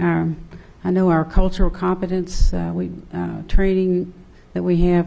The state, I know in the program review next year, is calling for cultural proficiency and in international studies or international languages, I guess it is. How has anybody developed any measures for what we mean by cultural proficiency, so that, I mean, that's a concern with the program review coming up. Do schools know how this is going to be measured? No, they probably don't. It's still tied directly to academic achievement, where we're putting our money, as a great deal of it, into equity institutes. Some of the most positive feedback we received from teachers and principals was the previous summer, where they participated in an equity institute that the Millennium Group conducted for us, led by Roger Cleveland out of Eastern Kentucky University. The feedback we received from teachers was overwhelmingly positive. It was some of the, we held it at Ramsey Middle School, where the teachers had heard a keynote speaker, and then they got to go to sessions, some of them about ESL, some of them about ECE, and some of them about more traditional cultural competence. But the feedback was so powerful that we wanted to take it to the next stage for about 400 teachers this upcoming year. So part of that will go to fund that Equity Institute. But you bring up a wonderful question, in that, is there a way to actually measure cultural competence other than closing the achievement gap or the opportunity gap. Hopefully it translates into closing the opportunity gap in those student groups like they did in our last round. For probably the first time in JCPS history, every student group moved up, moved forward, which was very powerful. Hopefully we will continue that kind of progress, and indirectly we can measure that increased cultural competence, I guess. But when it becomes program review with world languages and that idea of cultural proficiency, I think the state needs to give us some real guidance on that, and hopefully they will. All righty. Thank you. Ms. Westland? Thank you. Thank you very much for the presentation. This budget you presented to us this evening is the same as we heard at the work session, correct? That's correct. There were no changes. Your priorities were already in place for months leading up to that work session, and this is the same budget that we talked about at the work session, Yes. correct? Yes, right. it is. I don't have a lot of questions because I had such a good presentation, especially on the instruction and student support additions we're going to have and the direction we've been going. Ms. Harden, I wanted to ask, well, I'll take a break and go back to the fact that we've had a busy week responding and hearing about and talking about our budget and the management of the budget and where the money goes. And I think this presentation indicates we have been on the right track.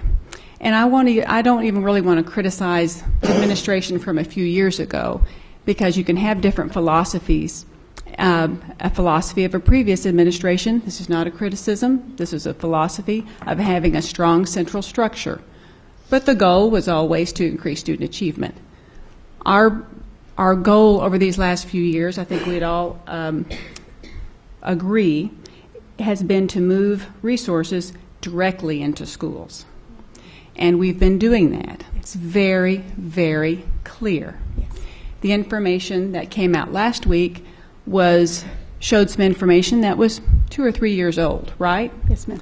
This information shows that we have been very true to that goal, moving money from a central office where there are very good people focused on achievement, but into schools where they are more directly able to assist students.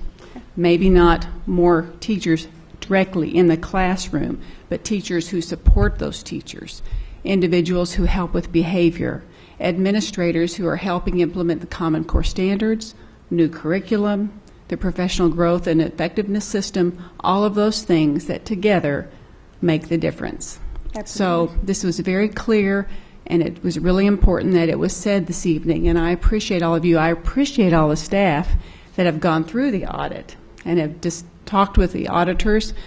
Ms. Harden, I understand you weren't interviewed by the auditor, which was very unusual sounding to me, but everybody else was, including board members.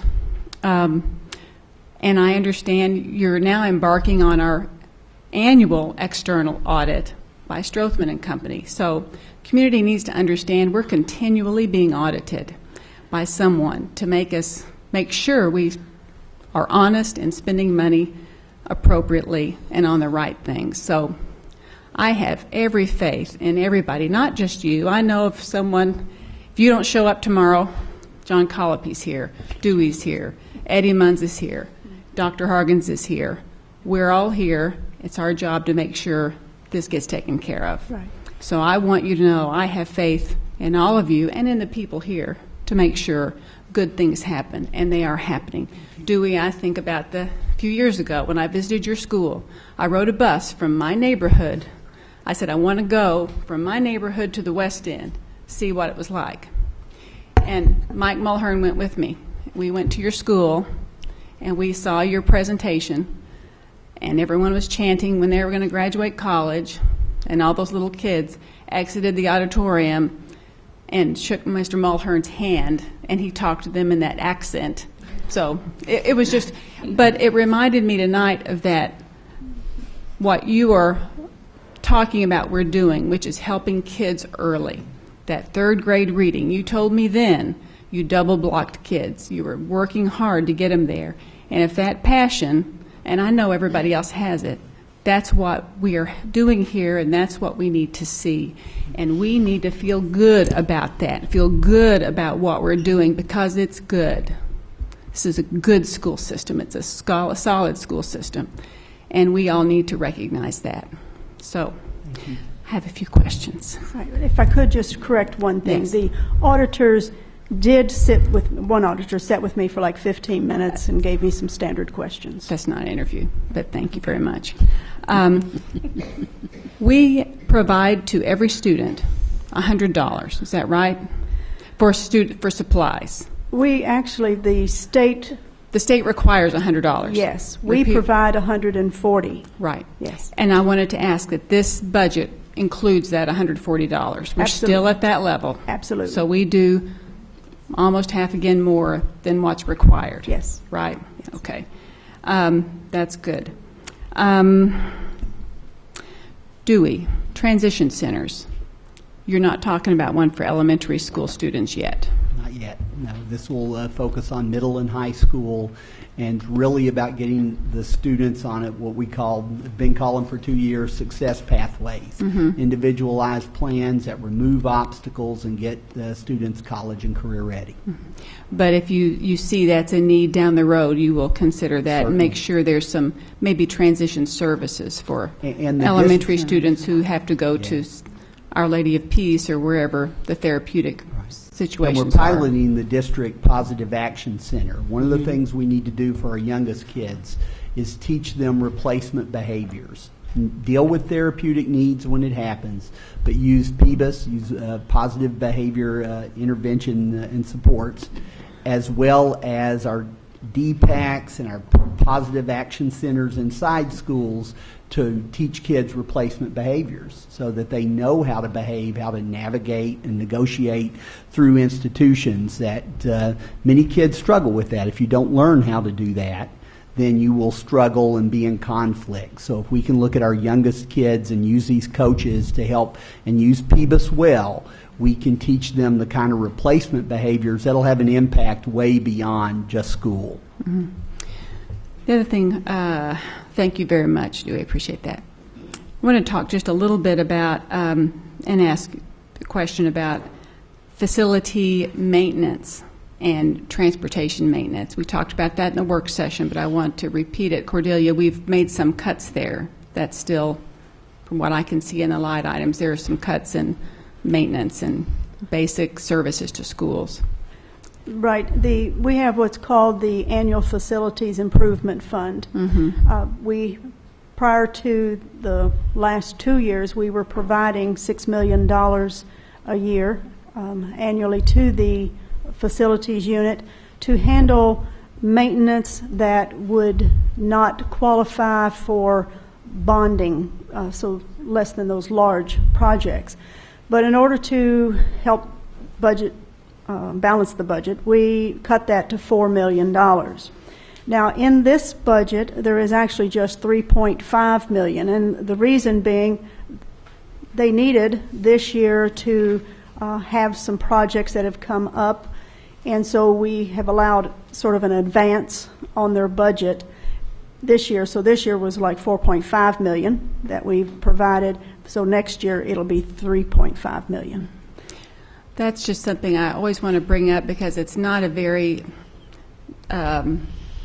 interesting part of the budget, but it's really, really important. Yes, we need to put money in instruction, but we also have to provide facilities that are safe and secure. Right. And we also need to have nice-looking schools. Yes. I did a little call around some people I knew and asked them about their school resources to kind of see what the story really was. The thing I heard about a lot was, I can't get my lawn mowed as fast as I used to. Yes. And that, not so much a complaint, because I was pressing to try to understand. Right. And that may not sound like a big deal, but two things about that. That's an indication of how we're maintaining facilities. And two, people do drive-bys of schools to see what they look like. If you drive by KCD, I'll guarantee their lawn is cut. And we need to make sure that our schools look like a place people would have pride in. And I bring that up because this board needs to understand that's something you don't talk about too much, but it's a big deal. If you leave repairs untaken care of, they start to grow just like a pothole in a road, and you have to go back and do a lot more. And we've kept up facilities very, very well. So I would hope going forward that you all continue to ask those questions, whether it's an environmental concern or a leaky roof or the ugly awning at Westport that needs to be taken care of. Mike Mulhern, I see you back there. You know, things like that make a big difference. So I hope going forward that you maintain facilities really well and provide the budget to do that. Just the last thing I want to say is that budgets are policy documents. They are. I've heard that a lot working in government. Budgets are policy. And Dr. Hargens, you indicated before you do support this budget. You are our main staff. You understand it, and you support it, and you recommend it. So I appreciate knowing that. And one last thing, could you all sometime get an estimate for how much it would take to replace these chairs in this auditorium?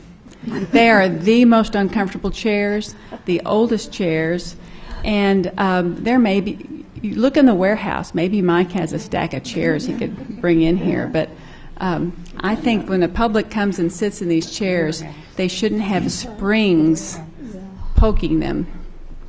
So we will do that. Thank you very much. And thank you very much for everything. Ms. Haddad. Yeah, I too want to thank you. This was a great presentation. It really tells us, and we've been working on this for a long time, to put these things into the schools. I guess, Cordelia, the first thing I would like for you to explain to the public, because I've had this question answered, what is the process that we go through to get the money to the schools, the budget money to them, and what happens when it gets there?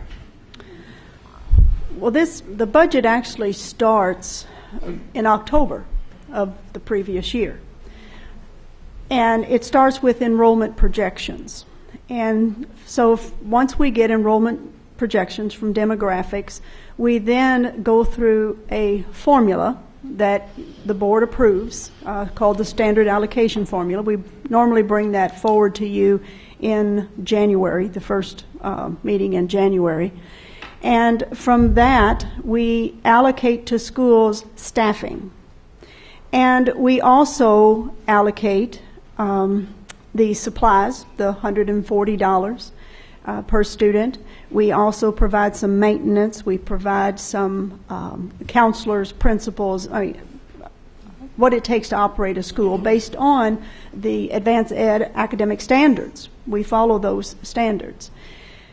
Once all of that is pulled together, we also have what's called add-ons that we provide to schools.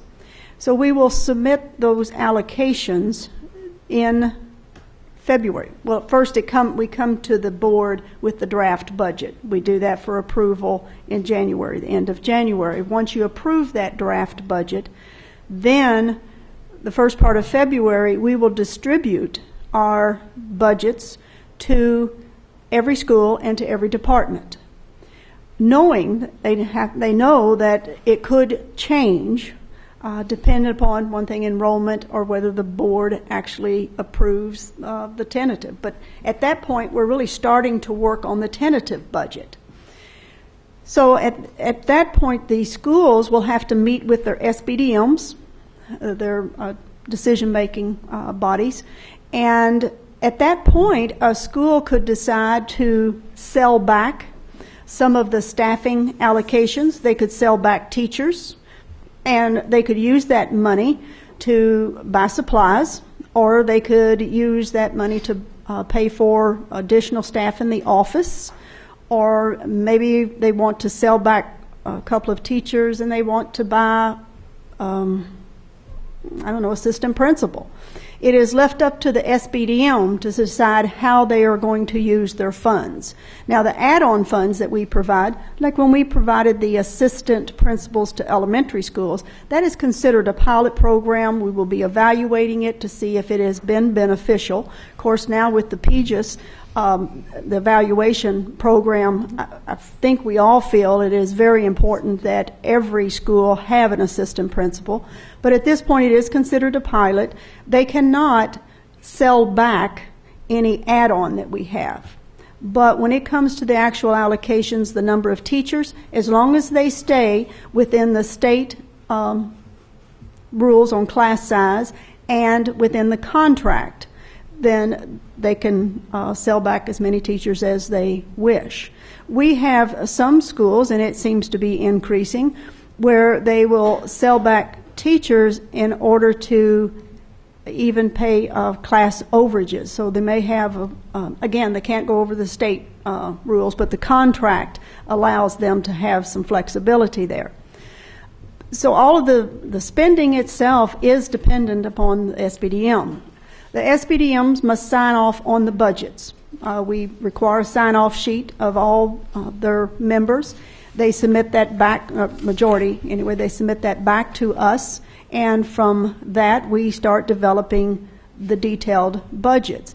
At that time, they also have an opportunity to submit with their budget packet any requests that they may need. So some of the requests that Dr. Hensley mentioned and then I mentioned here, those were individual budget requests that schools presented that they felt they had an additional need. Also, departments can request additional funding. Now, typically what we say in cabinet when we meet, we say, all right, if you're going to come forward with a budget request, we also want to know where you're going to possibly cut a program to help fund for that need. And in some cases that can be done. An example is the mental health initiatives with the SRT and PBIS. When we looked at the STOP program and POP programs and the TLCs, we said, you know, that doesn't seem to be, based on evaluations, getting what we are putting forward. We're not getting the results that really need. Now, at some schools, the STOP program has worked well, from what I understand, but overall, the reviews have not been good. So that was $1.7 million that we have applied to the SRT PBIS mental health initiative to help those costs. John Marshall and Dewey Hensley were instrumental in saying, hey, we can put this forward, but we'd like to be able to use those funds for something else. So all of those requests, John Colopy and Tara put together a budget binder book of all those requests. They also put together a spending blueprint for every department. We have a binder that is about this thick that the superintendent and I both get. We then meet with cabinet this year. I think we met maybe 4 times just to go over in detail what those budget requests were from the school as well as the departments. Once we look to see how it applies to the strategic plan, then we come forward as a group and say these are what we feel are the priorities for the schools as well as the district as a whole. And then I communicate that to John and his team, and they start putting all that together, and then we end up with the tentative budget. After the tentative budget, then we start on the working, which then it's actual projections. And then some schools have carryover. Yes. If they need extra money, they do have carryover if they wanted to get more teachers into the classroom.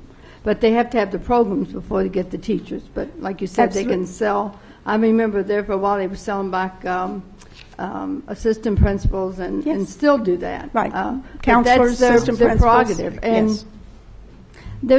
there's only one other state in the whole United States that has SBDM, and that's Washington State.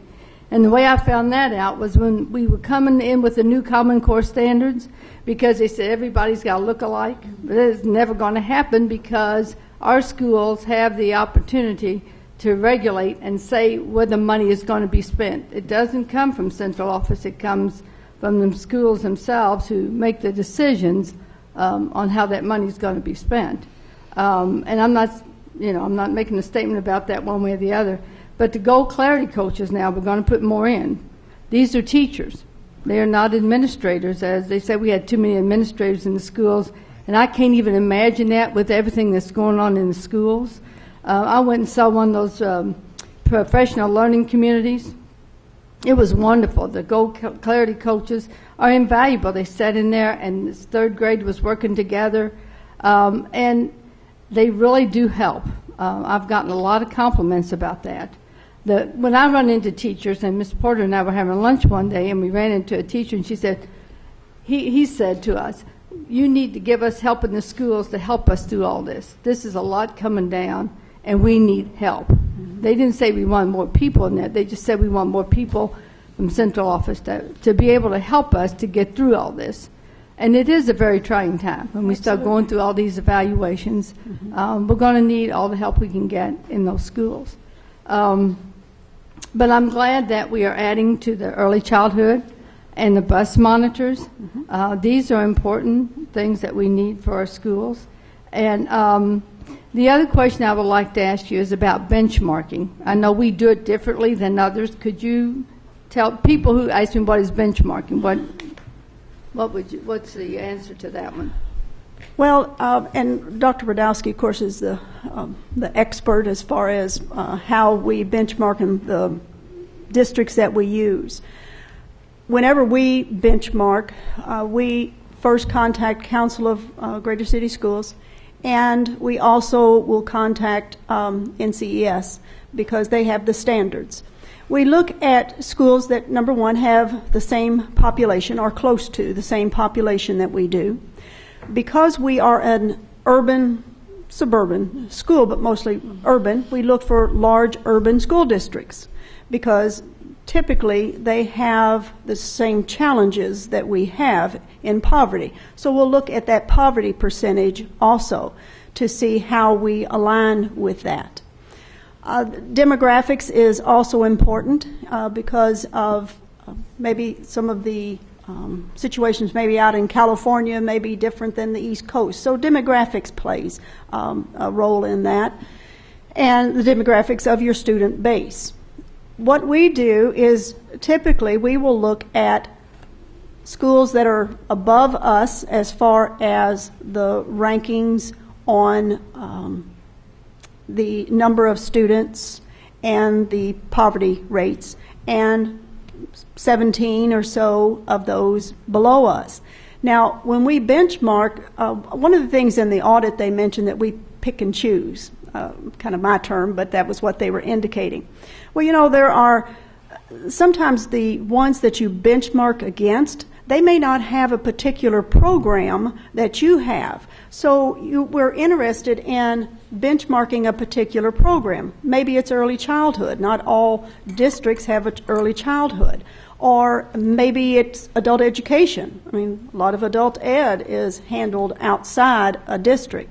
So we go through that process to make sure that we are choosing districts. We typically do not look at suburban districts because, again, their challenges are just not what our challenges are.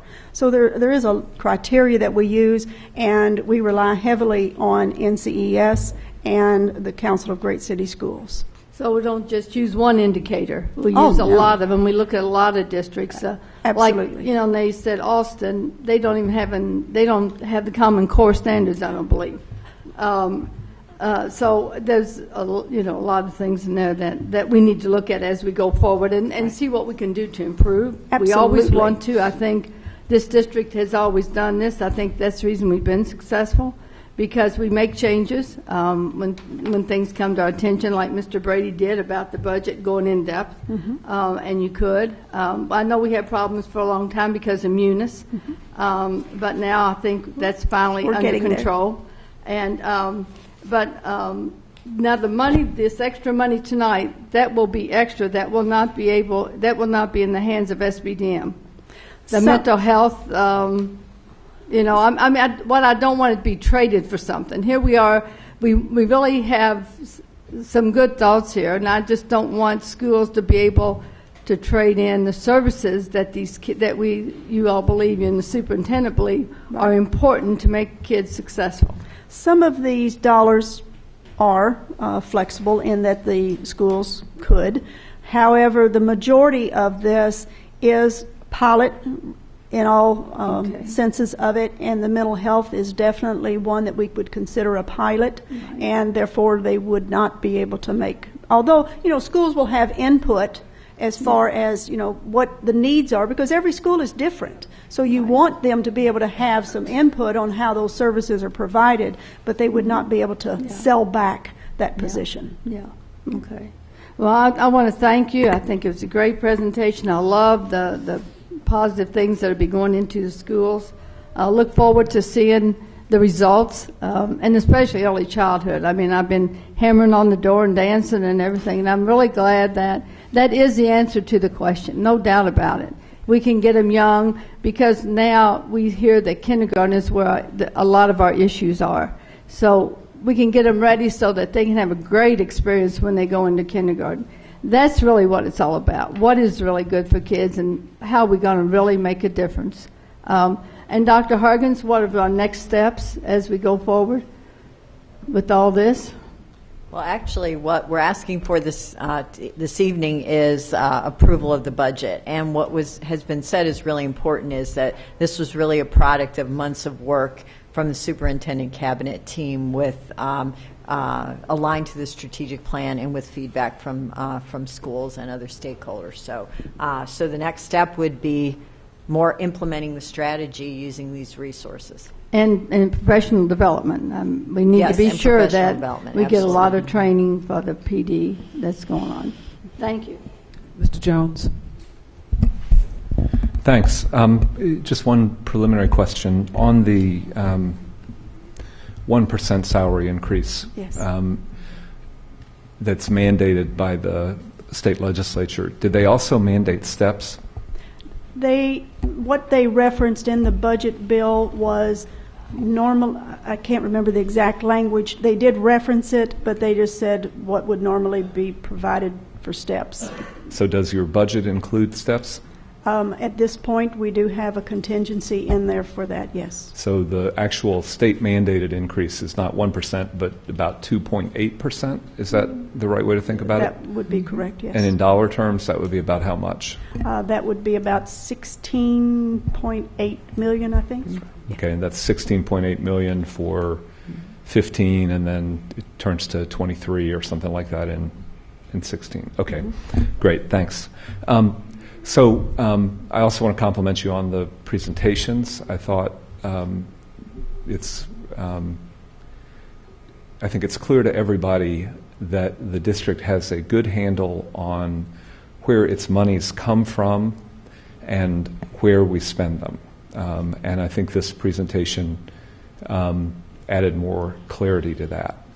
And I also want to compliment Dr. Hensley. I thought the presentation on the $14 million new dollars that we're putting into these initiatives that we think will have very high impact on student achievement was really well done. So thank you. But this is a budget session, and we need to keep our eye on the ball. We spent a great deal of time on some wonderful plans and programs, but they totaled up to just slightly over 1% of the total budget. And a board's power over budgeting, in my experience, is not to get down in the details of particular things, but to look at broad trend lines. And I have been working and asking for a long time to try to understand what the trend data has been at the aggregate level. Dr. Hargens introduced really the first multi-year trend data that I have seen since joining the board, which is helpful. This is the school allocation history, but it's grossly insufficient to me to make a coherent judgment on the value of this budget. I'd say the most important issue is it shows dollars, but it doesn't show percentages. My guess is if you look at percentage, you'll find that we had a couple years of bunch of new money going to the schools.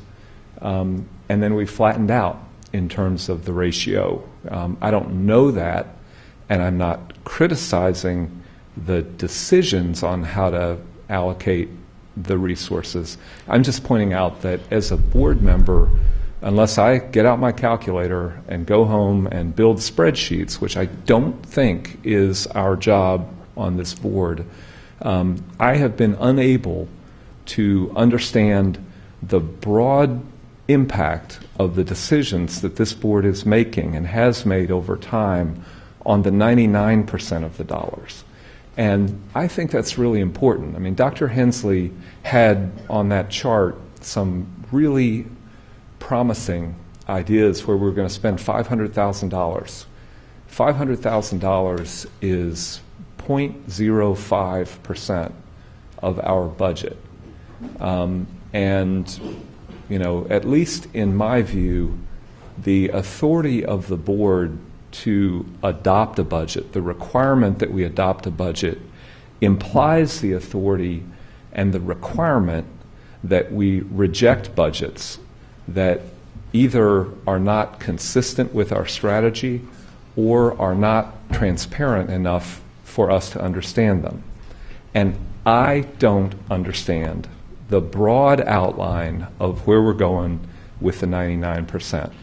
It's not a lack of confidence in the grasp that we have on where the dollars come from or our control over how we're choosing to spend them, but at least in my view, the board has it within its discretion to say, hey, that $500,000 program is fabulous, all right?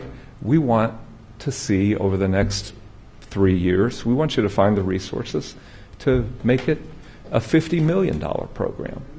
All right, we've got a $1.3 billion budget here, and so you know, I feel like I've been as clear as I know how to be in our work sessions and privately about this issue. I learned this afternoon that, as Ms. Harden just mentioned, the board must adopt this budget and turn it into the Kentucky Department of Education by May 30th. I think that's 3 days from today. Or the state may withhold, seek funding, or remove people from the board. That's not a good way to work together. I left my rubber stamp at home, and I'm not going to support this budget, not because I lack confidence in any of the particulars, but because I don't have the information to do my job. So that's... I understand, and I understand some of the details that you're wanting, and some, trend data.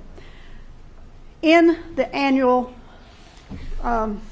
financial report, the CAFR, on page 81 in particular, I mean, there's several pages here, but in particular, on page 81, it provides 10 years analysis of our total expenditures.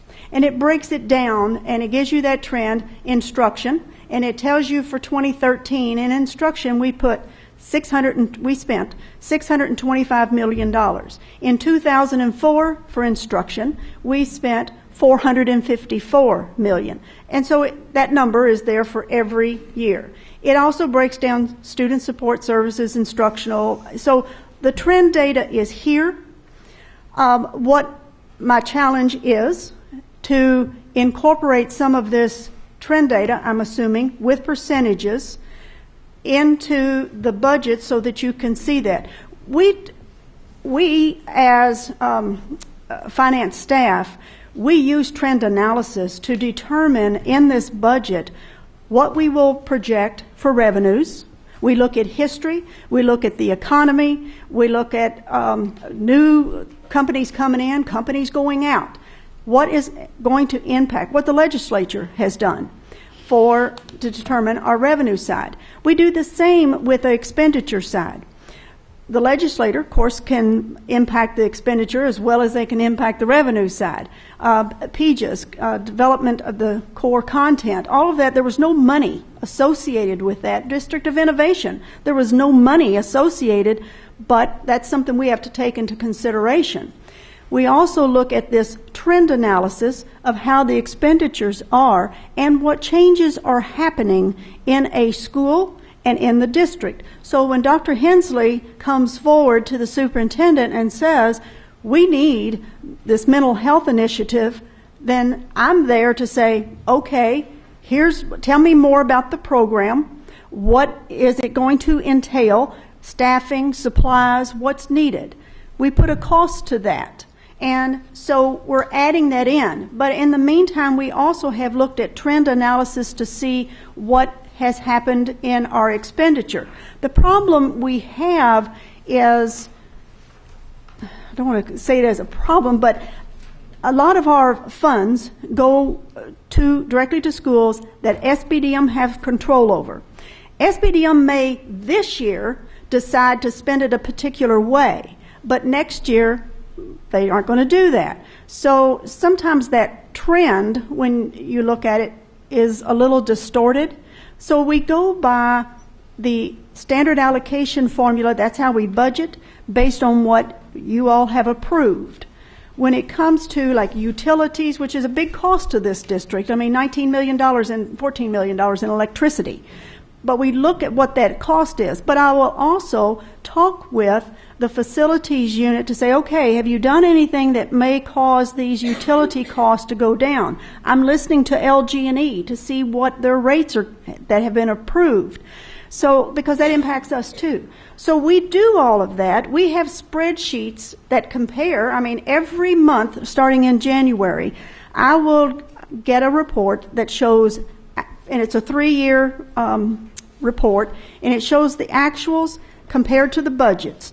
I will look at the percentage differences, and it's a line category. And I analyze that. I go back and I'll ask staff, okay, I need to find out why this changed so much. So all of that is being done behind the scenes. I don't think you want that kind of detail by any means, but again, I need to reassure you that that trend analysis is being done. That's how we develop this process. Okay, I appreciate that. But I have asked repeatedly for the aggregate trend data to be presented to the board. And I'll just give you one example. And this has been an example I've been stuck on for a while. If you look at Dr. Hargan's slide, we've gotten up, maybe we've up or maybe we've been at 66% of the money is spent in the schools. Okay? Is that going up? Is it going down? I don't know. And what is spent not in the schools, at least in my other experience, not in the direct service to the customer, is a typical thing for boards to force attention to insist be dealt with, so that we don't just continue doing this year what we did, last year. I've got no insight into that. There's all kinds of details that go into that, but without even the basic trends, the major trends on large expense categories over time, I'm flying completely blind. I can't possibly read the volume of data and detailed reporting, and I'm sorry I missed page 68 or whatever it was in one report, but budgeting to me and financial reporting is storytelling. You're using numbers instead of using words, but it's always a story. And the story in our budgeting, since I've been on this board, begins with, here's $500,000, here's $30,000, here's $3 million. And it doesn't start with, here's where we're going. I mean, I think I can tell that story. I think the story is, over time we are going to move resources into the schools. We're going to try to figure out how to fund technology spending. But I just got to repeat, it does not come through to me. And this is not the first $1 billion budget I've worked on. But the trend analysis, the chart that's being shown now, that is the school allocation history. That is a trend analysis. It's strictly the schools. It is not central office. It does not include utilities. It does not include that.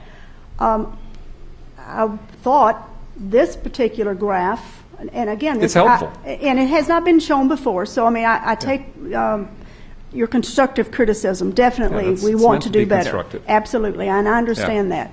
And what we can do the same thing on some of these other large categories in order to provide that trend analysis, that percentage, and in addition, some of those, even those fixed costs that we don't control, like utilities. I think it's important to show that when you're looking at the kind of dollars we have. I know some of the things that you had mentioned 2 weeks ago when we did the presentation. A comparison, how much is this more than what we have done? So, for example, early childhood. We're increasing early childhood 175%. We're adding 12 new positions. We're moving 31 positions from the preschool grant into general fund. So some of this information, it's good. From the information that you, feedback you provided me, we have pulled together some of this. I hope that at the next budget, which comes with the working budget, that we as a team can provide even more information in a summary that will give you enough information to make you comfortable to be able to vote for it. I understand if you're not comfortable with that, but I can assure you our concentration for this budget is to increase student achievement and is tied to the strategic plan. That is what Dr. Hargens is about and what the cabinet is about. If we come forward with any budget request, the first thing Dr. Hargens asks is, how does this tie to the strategic plan? How does this going to increase student achievement? Because if it does not, she's not interested in even bringing it forward to you for approval. Right. And I don't doubt that, but I am unable to, I don't have any contribution to make about the particular allocations that you guys are choosing to do. You're the experts in that. But when we get into, I mean, if we'd gotten to this early in the process, I mean, it would immediately spark questions about, okay, why have we flattened off?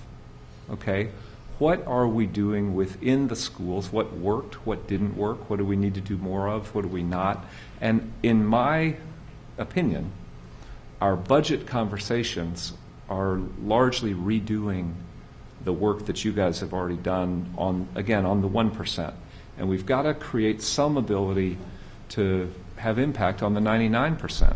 Well, when 85% of your budget is related to personnel, that percentage there is impacted hugely by that. That's right. And just as in the hospital's service, I'm sure is a lot of your cost, salary cost also. But the personnel costs are called variable costs, not fixed costs, in my world. Yes, but and some of it here is variable, but the majority of it is not, because we have a lot of regulations as far as the teachers, the number of teachers that must be in a classroom, the number of instructional assistants. Kindergarten, by law, we must provide an instructional assistant if the class is 24 or more. By contract, we have to add another instructional assistant if it goes over that. In addition, we provide an instructional assistant for grades 1 through 5 for each school. Yep. So there's a lot of laws and contracts that we have to adhere to that determine what we do on staffing and how it impacts the cost in this budget. All right. Well, okay. I appreciate it, and I look forward to continuous improvement. Okay. Thanks. Mr. Brady. Again, thank you for being here this evening, and I do appreciate the time you've taken to explain this budget. I do have some questions as well. We were talking earlier about extended learning in the budget, and this is the extended learning program that the board had implemented from last year. That's over and above what was budgeted. We budgeted $5 million, if memory serves, last year. Yes. I just want to know, is that part of your presentation when you were talking about the delivery plan components, when you were talking about close to opportunity gap and you have $5.1 million and part of that is continuation of extended learning? Yes, we anticipate we're going to have about $2 million that is not used this year. We actually had $7 million put aside, 7.5? 7.5. And that included the transportation. And at this point, it looks like we may have about $2 million of that was not used. So we are going to carry that over into this next budget. Two questions. One, why wasn't it used? Well, that's mostly the programmatic needs of the school, their ability to, a lot of factors went into that. The students began to improve in some places, so they shrunk and focused. Other places had difficulty with teachers becoming fatigued. They didn't have enough teachers in their site able to stay and extend the workday. There were a lot of factors that some of them overestimated how much need they actually had when they wrote up their proposals. There are a lot of factors that went into that process. It was brand new for schools. I can understand that, why they would not quite hit it on the target. So we're allocating $5 million. $2 million. So this time it's only $2 million. Right. And it's going to be a carryover into the next year. Okay, so we're not doing $5 million again. We're only doing $2 million this time, even though we've used $3 million. Right. Last Correct. time. Unless the board decides that they want to add additional, and then it will be included in the working budget. And is transportation cost included in this? It would need, in that $2 million would be the total cost. So if transportation, yes, would have to be absorbed. That was a surprise last year because suddenly our $5 million turned into 7.5, and we were not aware of the other additional 2.5. Right. So there's one question, and another couple of questions is. You also mentioned in this particular chart the under develop next generation teachers, leaders, and learners, and you have the Munis data transparency item, which I assume is the dashboard that I had requested. Yes. And I know it's a $30,000 item. I'm curious as to why it seems to be in this particular column. Most everything here seems to be associated with academic needs. This does not seem to me to be an academic need, nor does it even appear to be, should be in this column. I know this has everything to do with transparency, everything to do with a greater and broader understanding by this board to find out where are these monies go and how they're being spent. I'm just curious, why is it in this particular column or even on this particular part of the presentation? It's really about continuous improvement, being able to coach our principals and leaders inside schools, even SBDMs, and help them look at data to make decisions. So they're able to evaluate their own programs, they're able to look at how they spend dollars, even that their school-based requests in the future will be even more targeted than they have been. So that's why I basically placed it as part of our delivery plan, because I see it as part of that continuous improvement, developing leaders and teachers that use data and have that transparency, so everybody can collaborate around what decisions need to be made, not on simply what teachers want or what principals think, but you really use data and their dollars to figure out how they can allocate their funds better to get higher achievement. Okay. That seems to be kind of a loose association in my view. Sure. So that's why I was surprised to see it there. Earlier you talked about a $1.7 million shortfall, and in our work session you had mentioned at one point that there would be $9 million in receivables that would be coming in, but that didn't appear, at least in the work session, to be calculated into the budget. Was that $9 million calculated into this budget? It is not in the budget, no. Okay. But that is how I get down to that 1.7. I've taken that into consideration. But the budget itself, what you're looking at is a almost $8.8 million expenses exceed revenue. But if we receive the E-rate, if we get vacancy credit, which we expect, and if early childhood is able to reimburse us for some of the transportation cost. So those are ifs, And therefore, we don't budget for those. We budget for expected expenses. So we have a possibility of being 2 million or at least 1.7 million or maybe possibly that over? We would not be under? Under is... If we have okay, I'm just confused by this explanation because you're saying that it's not included, but yet it's in there. So that's where I'm confused at. And it looks to me that we have, I hear $1.7 million shortfall. But then on the other hand, I hear we have $9 million in receivables that could be coming in, but aren't included in this budget. I'm doing simple math, and I'm thinking, okay, well then we have a plus. We don't have a deficit. Early childhood already requires general fund to assist in order to provide for the number of seats that we want. So therefore, I do not anticipate that early childhood would be able to provide the transportation cost out of their excess funds, should they have any. But I do expect to get E-rate, which is about $1.5 million. I do expect that we will have vacancy credit, at least $4 million in vacancy credit.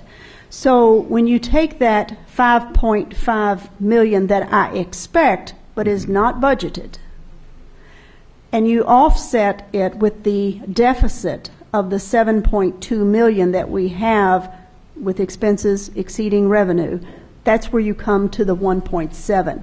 That is not in the budget. What's in the budget is a deficit of $7.2 million. Okay. Also want to know if there are any negotiations that are going to be ongoing or going to be starting that might impact this budget.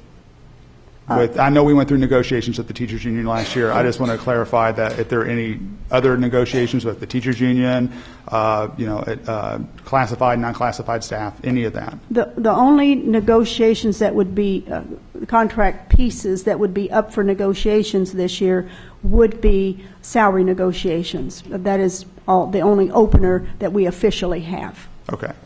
And this is a side note. Regarding something I had asked, one of the first questions I asked upon becoming a member here of this board, and it's because I mention it now because I know it can impact the budget long term, and that's regarding the pension plan. And I had asked early on if the possibility of pulling out of the plan, and I was told that that is not possible. And I asked this question again because I know our Louisville Metro Council recently voted to actually look into pulling out. And I'm just kind of curious and caught, a little surprised by the fact that that governing body, and I know that we have different pension plans, but some of it overlaps. Absolutely. That they can look at pulling out, but somehow we can't. Well, we are required under the accounting standards to start reporting that liability next year. As far as whether we legally can pull out, I would have to defer to General Counsel. We can provide the board with an analysis of that.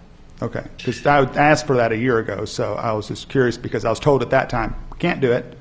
Now I'm hearing this other body can do it, but somehow we can't. And now I'm hearing now that there's a possibility and we can investigate that. So I'm a little confused.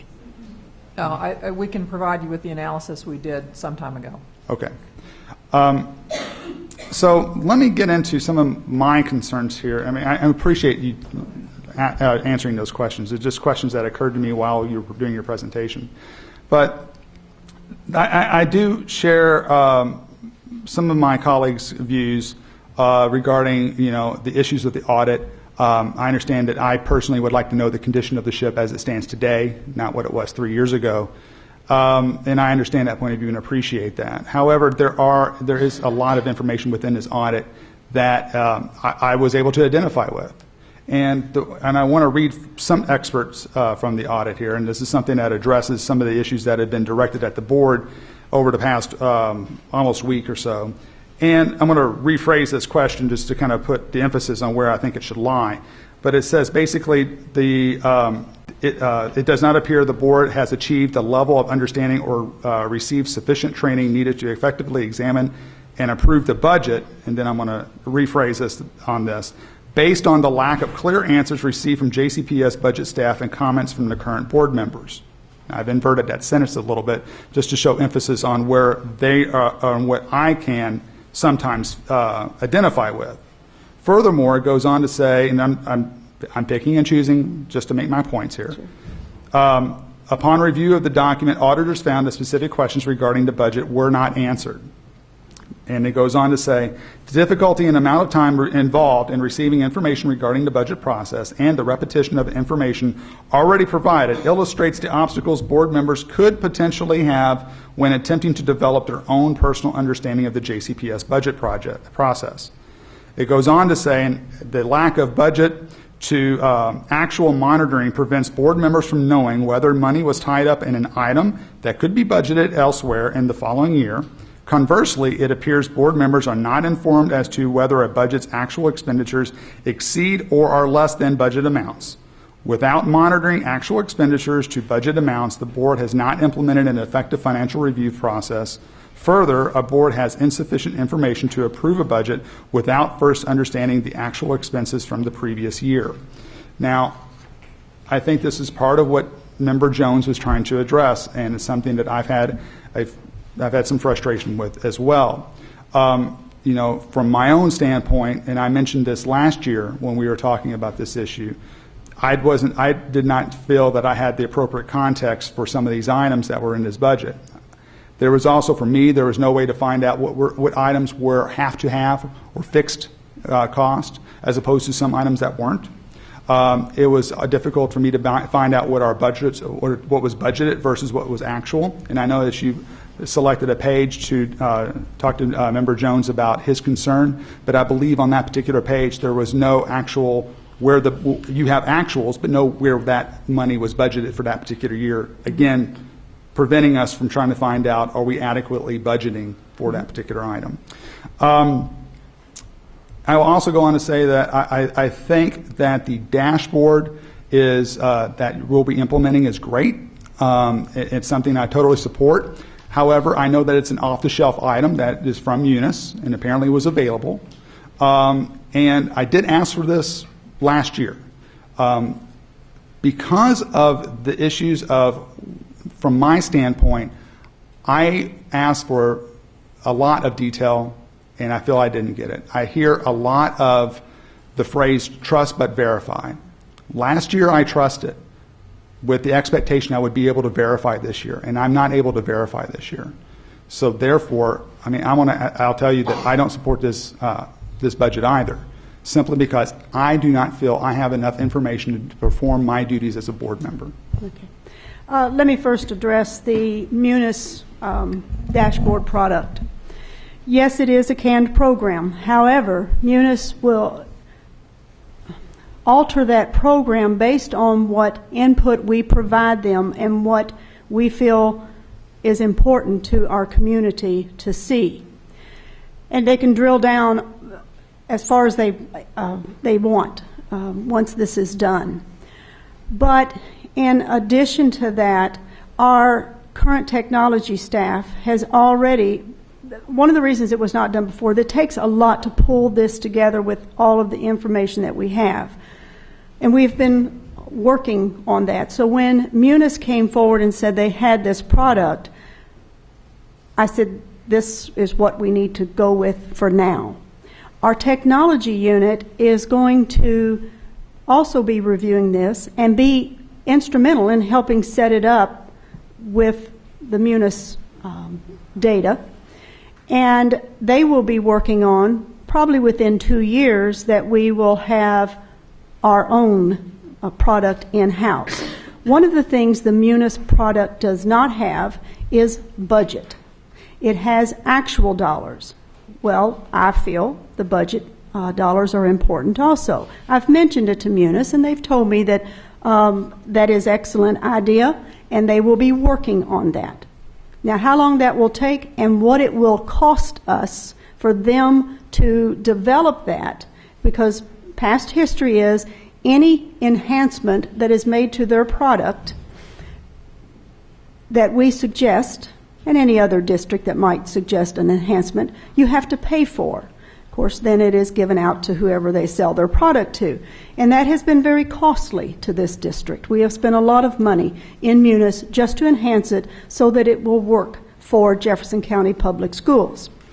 And this data dashboard would be similar, although I did feel that the basic information is there and it is a starting point. It is definitely not the final product of what I envision it should be or what I believe you and other board members in the community want to see. So that will be improved. As far as the discussion that the auditors made that the board does not have a thorough understanding of the budget or given the information that they need.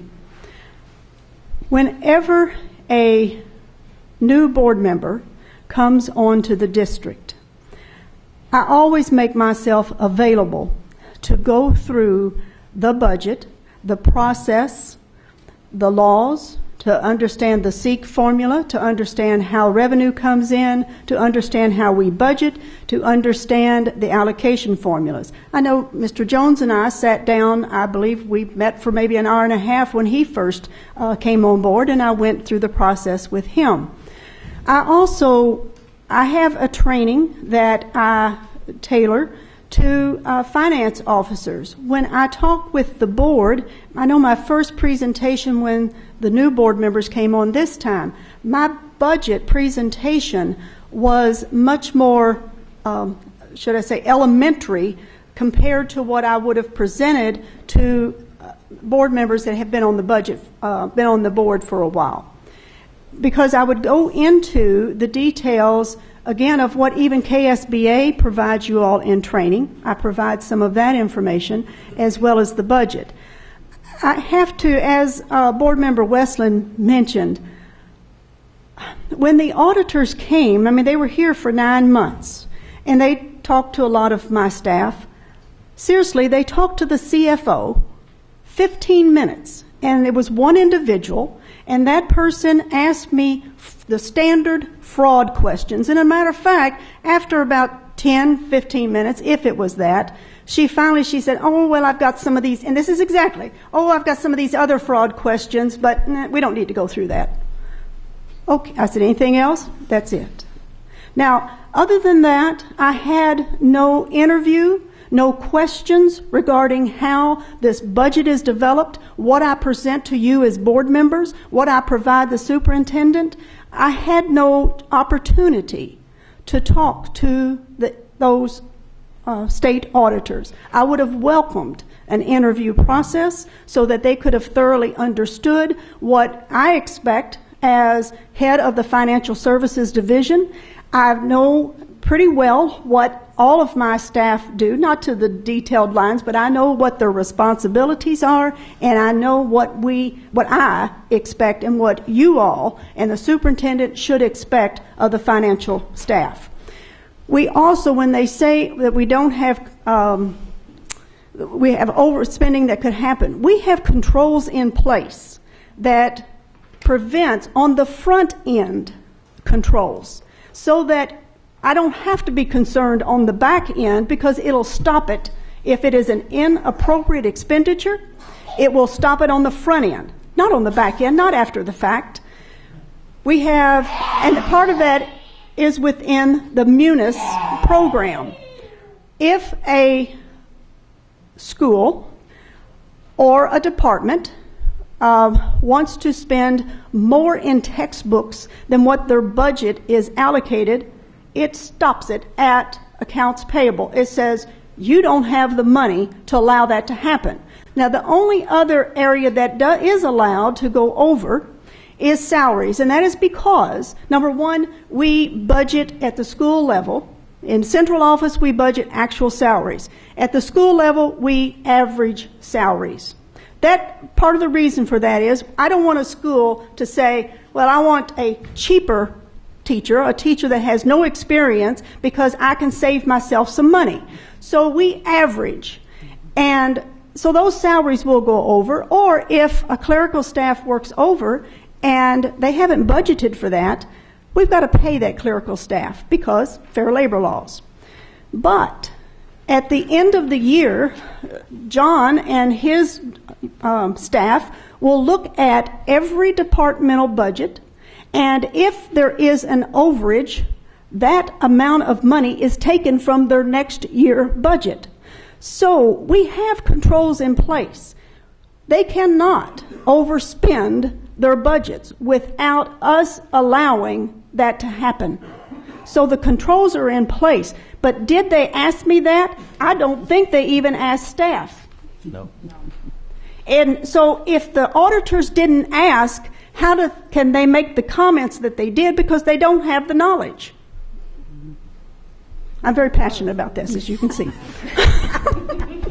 Well, I'm one board member that does understand what you're saying. Let me bring us back to the topic, please. We've spent an hour and a half almost talking about what the agenda item is. And everyone has spoken. I don't know if you're finished yet, Mr. Brady, if you have some additional questions. Okay, but we have to get to the point where we call for the vote. There is a child here that I think that we have held here long enough, since 7 o'clock, and that's someone that's going to speak, but we have to get this to a vote. Then I'm going to ask that we take a break. I'm really concerned about keeping children in this auditorium to 9:30 and 10 o'clock. We have 2 additional items. We have an executive session to do tonight, so we're going to be here for a while. I had some comments to make. I'm not going to make my comments. I'm going to ask them by way of email. I do have some questions specifically about some of these programs that what we're supposed to be doing, and one of the questions that I do have is this Positive Action Center. You said that it was is it in Cluster 2 or area, Achievement Area 2? Achievement Area 2. Okay, and is that an alternative program? No, it's not an alternative program. It's a therapeutic needs center where we'll identify certain kids that through schools reporting, we'll support them and help them to keep the child inside the school. We're talking about our youngest students. And if indeed the student's diagnosis is that they need intensive therapeutic help, we will try to bring them out, continue to teach them so they keep academic skills, but give them a large dose, parents fully involved in all of this, of therapeutic supports through 7 counties or one of our other partners or through our own school psychologists and social workers. Go to school in that building? Yes, they would for that. They take time class period. In that building? Yes, for all their classes. Right. For 9 days. For 9 days, and then they go back to their elementary school. That's right. Okay. Question very quickly that I have is security and bus monitors, $200,000. What does bus security mean for 200 in that? Because it was my understanding that we had cameras on all the buses. So what are we talking about with bus security? In some cases, we have buses where A, we have difficulty getting people to monitor that bus, and B, they're very severe. We have cases where there are buses with a lot of conflict on the buses, particularly that make long journeys. So instead of a bus monitor, which could be a classified staff from a school, this would actually be somebody with security credentials. So how many people are we paying for $200,000? To be honest, I'm not sure on that. I'm just. Okay, I'd like an answer to that. Yes, ma'am. And I'd like to know where they're going, because there's been a lot of conversation about bus issues. That's right. So everybody wants everybody to be safe, the driver and the students on the bus. But again, you're not giving us information, and we need information in order to be informed. And Achievement Area 2, I understand what you're saying, but I would like for you to give a rationale of all the achievement areas, how we picked that particular area, because what you are indicating is going to be provided is needed all over the district. Sure. So if we are in fact trying to do outreach to students and to do services to students, then it's kind of hard to go to one spot on the map and say we're making a difference when we know we need that service other places in the district. So those are just a couple of the questions I have. I will hold my other questions because it is now 9:30. There has been good discussion. I thank you, Ms. Harden, for the discussion. Dr. Hensley, John and Tara, thank you for being here. And what we have done is we've talked about the budget, but we've talked about some other issues too. The other issues that were discussed tonight will come back to the board after staff has done some investigation and bring recommendations to the board based on the report that we received last week. So I want to be clear, what we're talking about at this time is the budget. That's what we're talking about. We're not talking about what happened last week or what happened last month. The agenda item is to approve the tentative budget for fiscal year 2014-15. So, is there a motion? Second, Ms. Duncan. All those in favor of approving the budget? Haddad, Duncan, Hadaway, Westland, Porter. All those opposed? Jones and Brady. I would ask, and I think that we've heard this, and we will continue to hear this as we have new school board members. There needs to be a better process. I mean, and orientation is not getting it for some areas, and finances is an area where we're not hitting where we need to hit. The Kentucky School Board Association is making more financial literacy required for school board members, but that doesn't help us as a district. That's generic training. So I would ask Dr. Hargens that you work with our Chief Financial Officer and you come up with some specific strategies, and that I know that everybody is available based on people's work schedules, but clearly we are not where we need to be. Clearly we are not where we need to be as an understanding for the board, and I do understand in any teaching situation there are various levels of learning and there are various levels of teaching. But in order for you to be comfortable, and if you say to this district and this staff that you're not comfortable, then we have to respond to that. And that's what I'm asking that we do, and do that quickly, because if you asked for something last year, if you asked for something and it's not getting to you in the way it needs to be, then we're not being responsive as a district to the needs. And you know, I may not need it, but you may need it, you may need it. So we have to meet the needs of people where they are. And if we ask for it and we're not doing it, then we're doing a disservice to our board. We will not be a strong and informed board if we do not give the board what they need.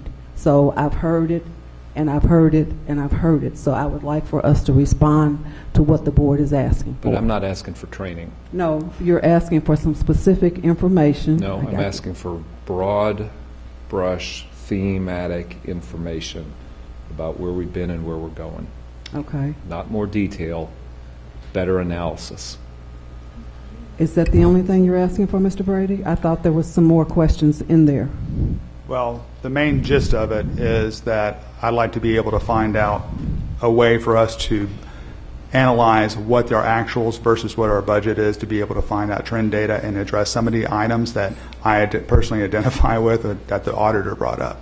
So those are some things that I would certainly want some clarification on. And we will do more conversation and more information about the specific audit report. Mm-hmm. But I want to be responsive to what you're asking for. So I want to be clear. I want Dr. Hargens to be clear with what you're asking for so that we can get that to you next year when it's time for this conversation. We should not be sitting here 3 days before something has to get to Frankfurt having this conversation. I absolutely agree, and that's what happened last year. I am asking at this time that we work together to get the board members what they need, and also the concern of being 3 days away from getting this to Frankfurt, that we develop a timeline that gives us a better opportunity to be responsive to what we need to do to get the information to Frankfurt. I know that it goes on all year. I've heard you say that in the various parts of the year, but it's a little stressful for all of us to sit here tonight knowing that on May the 30th, we are charged with getting something to Frankfurt, and if we don't, we run the risk of not getting our SEEK dollars and other consequences that may occur. That does not make for a strong, functioning, performing board to be 3 days away. Chair Porter. Just a minute. I'd like so to I am asking Dr. Hargens that you work with your Chief Financial Officer, the board members, what their needs are, that we that we are responsive to what the board members are asking for. And I have been more than kind, I think, and liberal in allowing a lot of extra conversation tonight to get us to where we are. But after Ms. Westland speaks, I would like to ask for the person that needs to speak so that we can let the children go home, let that happen. But my analysis is that we need some more work. That's my analysis, Ms. Westland. I just have one question or request for you and Dr. Hargens regarding the schedule of budget deadlines. As I recall, about a year ago, it was requested that we have a more detailed schedule that we have to send to the state that lists all this time, all our deadlines, including the draft budget, the tentative budget, the working budget, when this is due and that is due. And Board Member Brady asked for more detail in that budget, and it includes these deadlines. This is not a surprise. This is a major board. We have deadlines. Everybody needs to relook at that and see when the deadlines are. I was very clear when this deadline was, and we need to get clear. And that's what I want to ask. Thank you very much. Thank you. My point is I would hope that we not have this conversation 3 days before a report is due in Frankfurt. I understand the deadlines, and I think we have reminded folks, but 3 days away is, we need to give ourselves more time. I just think that we can work better, smarter to get that done. Well, we had a work session on it 2 weeks ago. I mean, I don't understand all this, but, I guess that's okay. Okay. Okay, Had 2 weeks ago. I am going to ask that we have a motion to have our speakers, at least the one speaker, which I regret that we've had to sit here We've for. already got other things on the floor. We got all the other action items on the floor right now.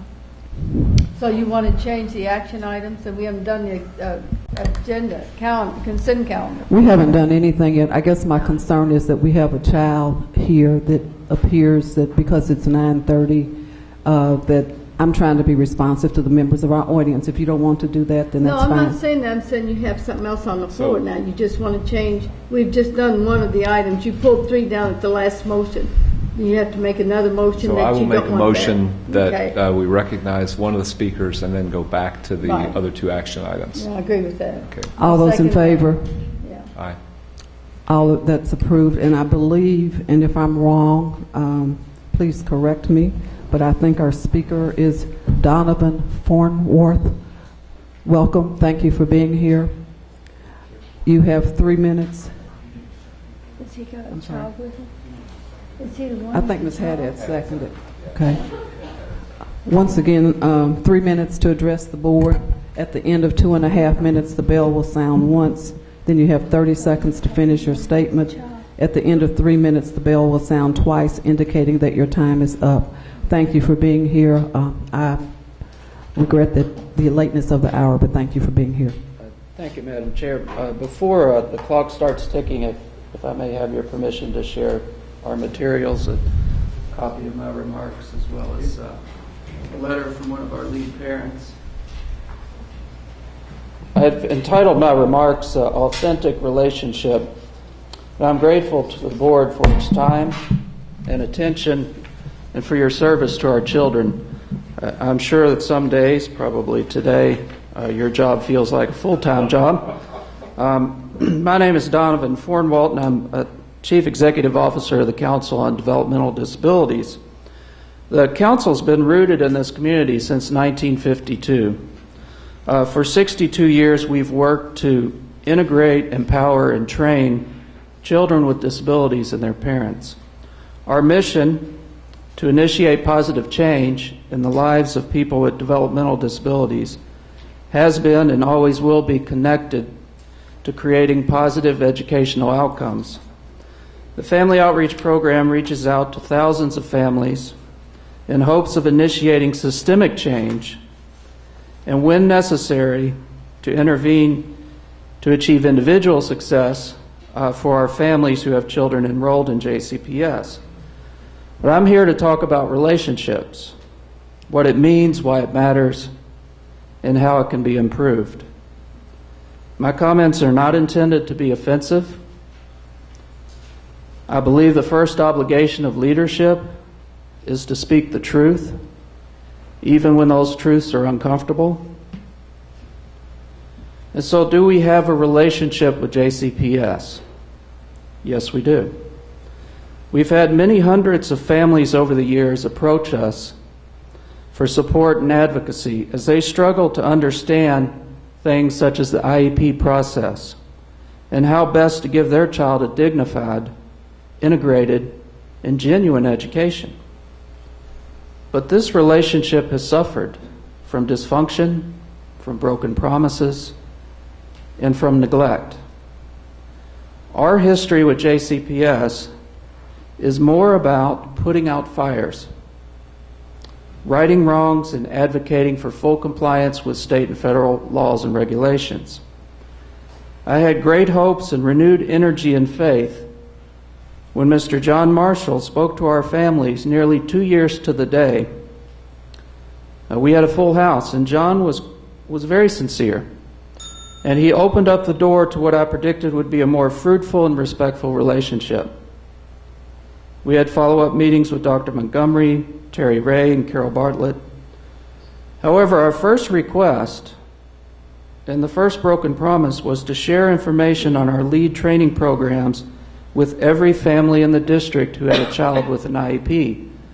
This was a tremendous opportunity because those are the families that we serve, and many of them are in great need.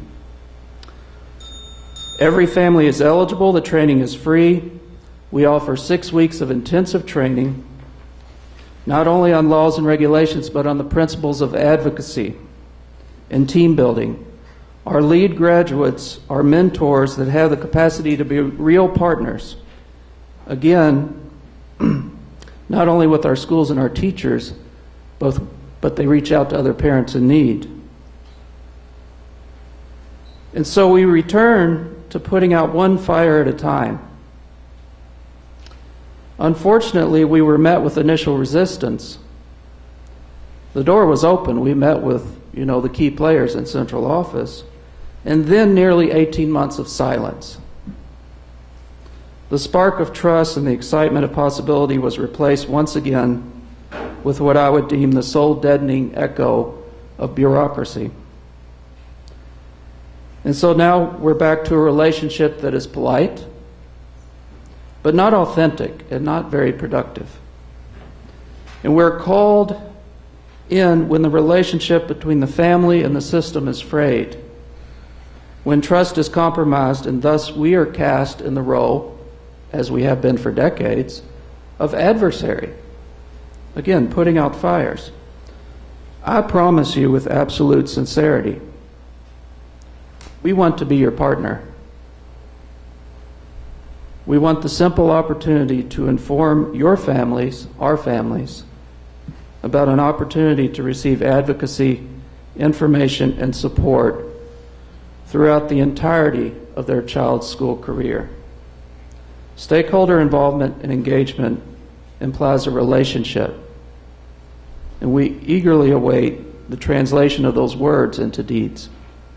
Thank you very much. Thank you for being here. Dr. Harkins or her staff, someone will contact you and get back with the board. So thank you for your presentation. We are now going back to action item B, which is the approval of the draft amendment to the district facilities plan and selection of hearing officer. I'm sorry. I think this one has the children, I guess. Yeah, they have the children. Yeah. I think I have Yeah, I it. think they were the ones with the children. Yeah. Yeah. Just stretch them over there. Sure. What I've asked Dr. Razor to do is, just to be clear, the difference between the district facilities plan and the facilities plan. It's really important that we all understand the difference. So, Dr. Razor. Good morning. Good morning. You said we were paying attention, right? Yeah. Am I on? Yeah.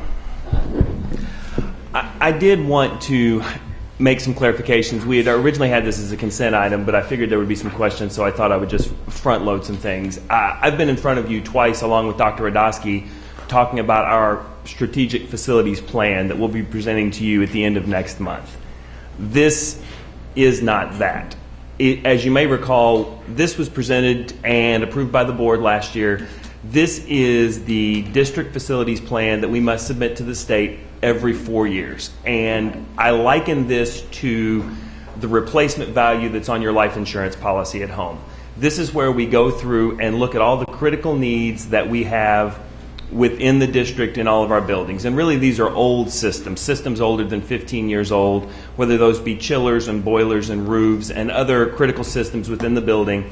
The state puts a value on what they feel the replacement value of those would be, and from that we get a cumulative total, Mr. Jones brought it up last time, close to $1 billion we have. In the time since last year, some of our assessments of our buildings were done by a third party, and that's very commonplace as you go through your cycle that the state had provided.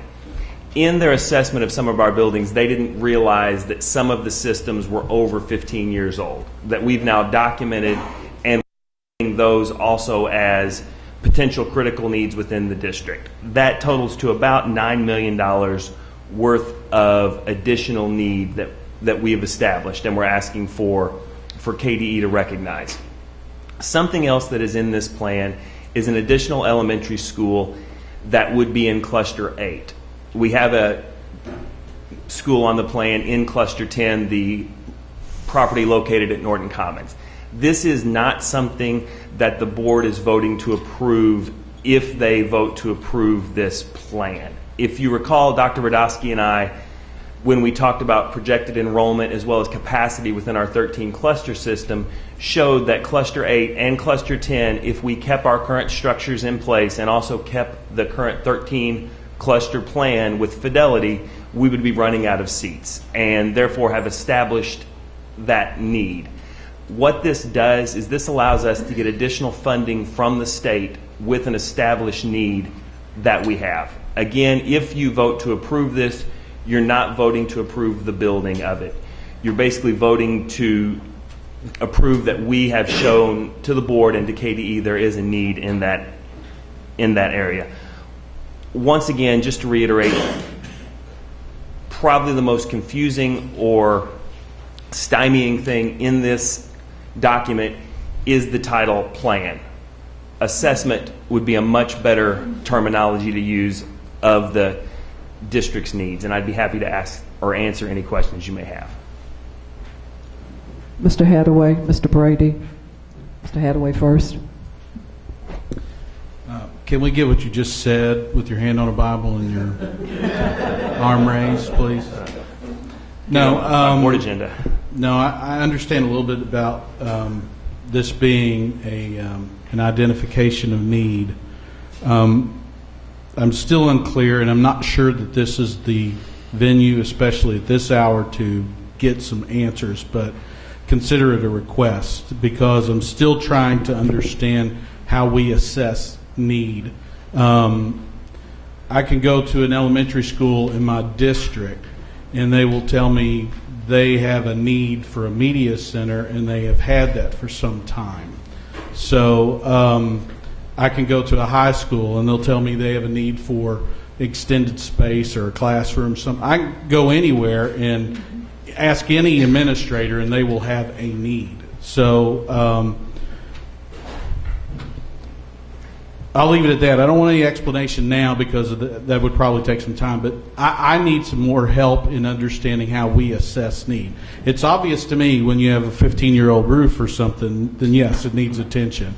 It's obvious to me when you see census data and we're in capacity that we possibly could use another school. That makes sense. But in the big picture of a lot of things with media centers and other needs that have been presented, at some point I'd like to understand that a little bit better. Can I make a small stab at it? And if I will give you a much broader one.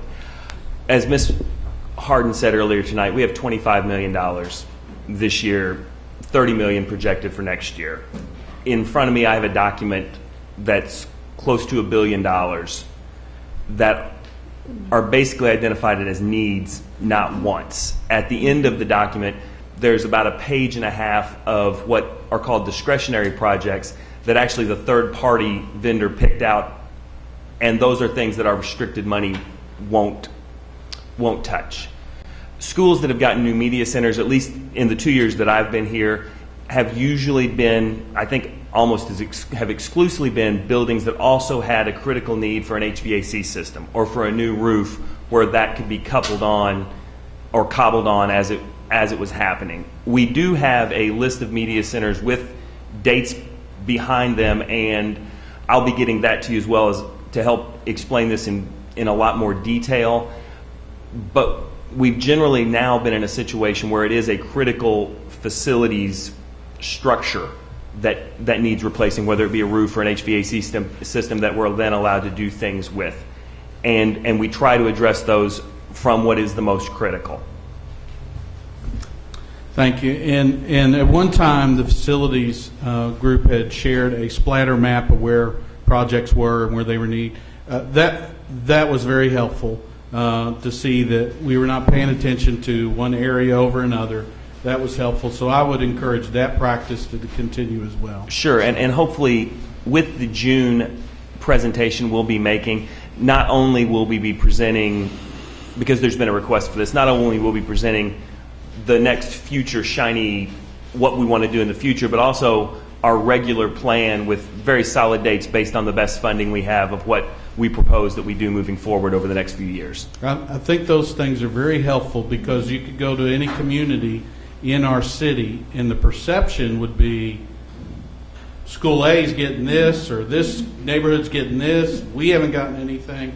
So if you want to add some more muscle to what you have done as professionals, I would suggest following along those lines. Agreed. Mr. Brady. Thank you. So here's a question that I have. Really not so much a question, but a concern, really. First of all, I wanted to also echo my colleagues' comments about a prioritization list. I know that's been brought up by not only myself, but also other members here on this board. I understand there's a lot of needs, and there really, really is, and I understand all that, but we've been asking for prioritization, and we just don't seem to be able to be getting there. And I went to the committee, one of the committee meetings that this particular process has to go through, and I know that question was asked at the committee level as well, and they didn't seem to be getting an answer. So this is something that, again, I want to emphasize that obviously this is an ongoing issue. This is something that's been asked repeatedly, and I still like to see some movement on that, not only on our area, but it turns out on the committee side as well. And saying that, oh, well, how much you want to spend determines the need doesn't exactly work. We need to know what the need is, and then we can find what we can allocate. Regarding the new elementary school, which I know is going to be in my district, I have a concern because it looks like it's going to be 70,365 square feet according to what I'm looking at here. Farmer, if memory serves, is actually larger than that, and Farmer is already at capacity, and actually beyond capacity. Well, technically how you look at it is capacity. And we're already running out of, obviously we're going to be running out of several or many seats for people wanting to go that resides in that particular cluster. So I just caution as to whether or not we're actually looking long-term enough on this particular, having this item on this plan.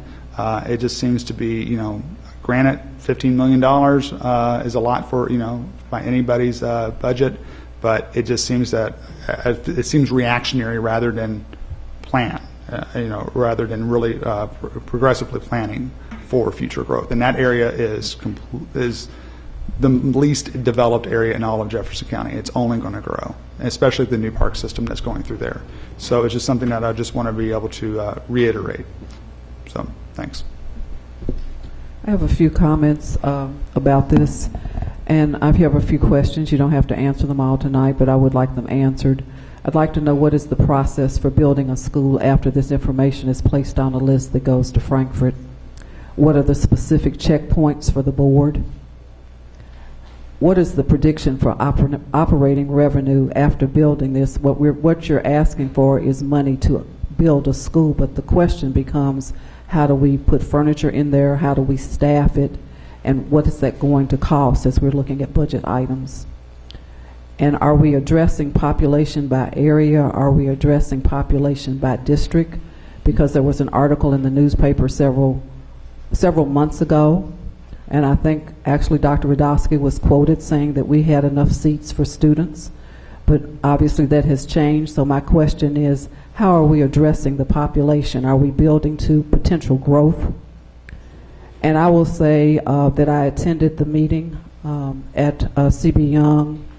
I have a real concern about the absence of transparency in this process. If we are a district that's talking about transparency, on April the 21st, there was a board work session that you provided for us, Dr. Razor. At that work session, it was recommended 3 additional early childhood centers, 3 newcomer academies, 1,000 to 1,500 alternative education seats, cluster 8 and 10 at capacity, 2 additional schools, District of Innovation School. It was presented to us. It was not voted on because it was a work session. Then on May the 5th, there was a meeting at CB Young, and on the sheet that was handed out to the people in the room, the committee, it says that the board is considering 1 additional elementary school. I don't think a work session presentation means that the board is considering 1 additional elementary school. And I think that that is not transparent, and I think the board deserves to be on the front end of the process and not on the back end of the process. I know you do not need my vote for this. You will not get it because it's not transparent, and I'm not going to participate until it is. I feel very strongly about it. It's embarrassing to go to a meeting where people are talking about things that are going to happen, and we as board members don't have a clue what's going on, and we deserve better as a board. And my other questions are, how does this align with the student assignment plan? Where will the students come from for these supposed schools or proposed schools?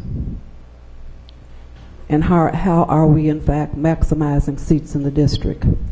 And there's probably more things that I need to know, but I'm available if somebody wants to give me more information. Those are all my questions. Are there any other questions or comments? Is there a motion? Motion by Ms. Westland, seconded by Mr. Jones. All those in favor?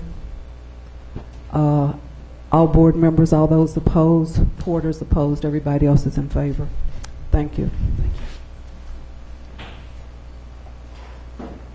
The next item on the list is approve the recommendation for repurposing the former Myers facility. Dr. Radowski, Dr. Hargens. Dr. Radowski, you remember at the last board meeting you approved for the Myers students, the 7th and 8th graders, to go to Wagner and the 6th graders to be distributed and welcome to other middle schools. So now what Dr. Radowski is going to talk about is the repurposing of the former Myers facility.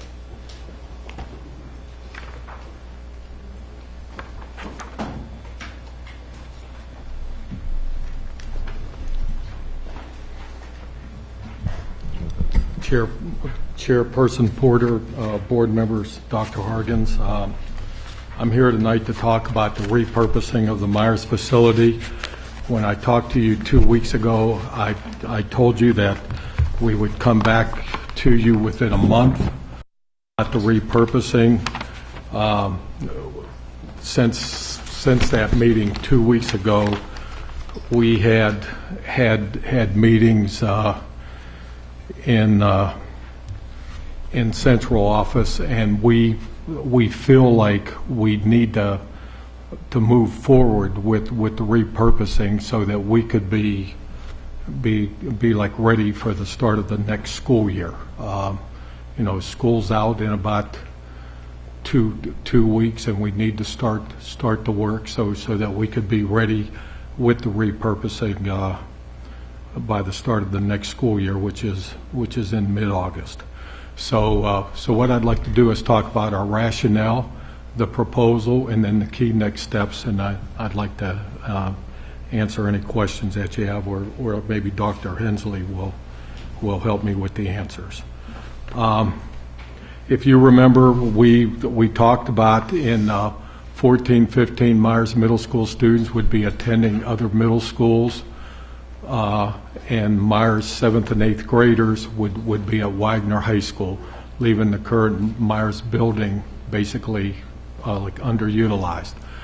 We want to move the Phoenix School of Discovery to the Myers site. Currently, the Phoenix School of Discovery has changed its purpose over the last couple years. It went from being a place that was an alternative to the No Child Left Behind law to a place where we now have students with needs, and it's serving a purpose of basically helping students with certain learning needs.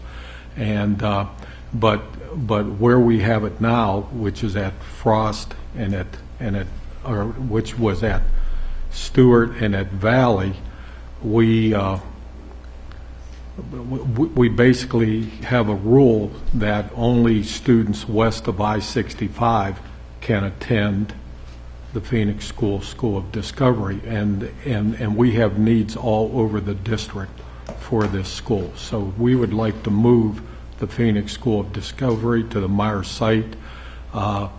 The transportation for some of the students would be about the same. The students that are basically west of 65 but inside the Watterson Expressway, the students that are along Dixie Highway and south of Lower Hunters Road, they would be offered a choice of staying either at the Frost or at the Valley site. We would like to keep the current exceptional child education units that are at Myers currently. We would like to keep them at the Myers site, and then we would like to do some early childhood consolidation. We would like to take 10 classrooms that are currently at other sites within the district, and we would like to move them to the Myers site. And the reason why we want to do this is that it will alleviate space concerns in some buildings, and it will also provide for a more consistent oversight of those units, and it will provide some flexibility in case there are some staff absences and like things that administratively are hard to do when you have maybe one classroom at one school, that kind of thing. So our proposal is to relocate the Phoenix School of Discovery. We would like to also expand the school to include grades 4 through 12. We want to contact all impacted families who are currently attending the Phoenix School, and they would be able to apply for a transfer to another school for those students. We would like to keep the 3 low incidence units at Myers, and we would like to relocate 12 existing early childhood centers. And so our next steps will be after we contact the families and we find out what their choices are, then we would like determine the transportation costs. We sort of have an idea now without the transfers. We would determine renovation costs. We have an approximate dollar amount in mind. We have tentatively identified the early childhood classrooms, and then it would be a question of identifying staffing needs, any additional staffing needs, of course notifying the impacted families, and then developing like community messaging. And with that concludes my report, and I'll answer any questions. Questions, Mr. Hadaway? I can certainly connect the dots on a number of these, Dr. Radowski and Dr. Hensley. I like the idea of serving students in grades 4 through 12 of Phoenix. Phoenix is currently in my district. It's a very inspirational tool that we have for our students I support the Phoenix School of Discovery. I have no doubt that there will be students east of I-65 that will benefit, maybe from a different location. My concerns are this. If most of the students are west of I-65, then Myers is east of I-65, correct? Yes. So we have transportation costs that are a big concern.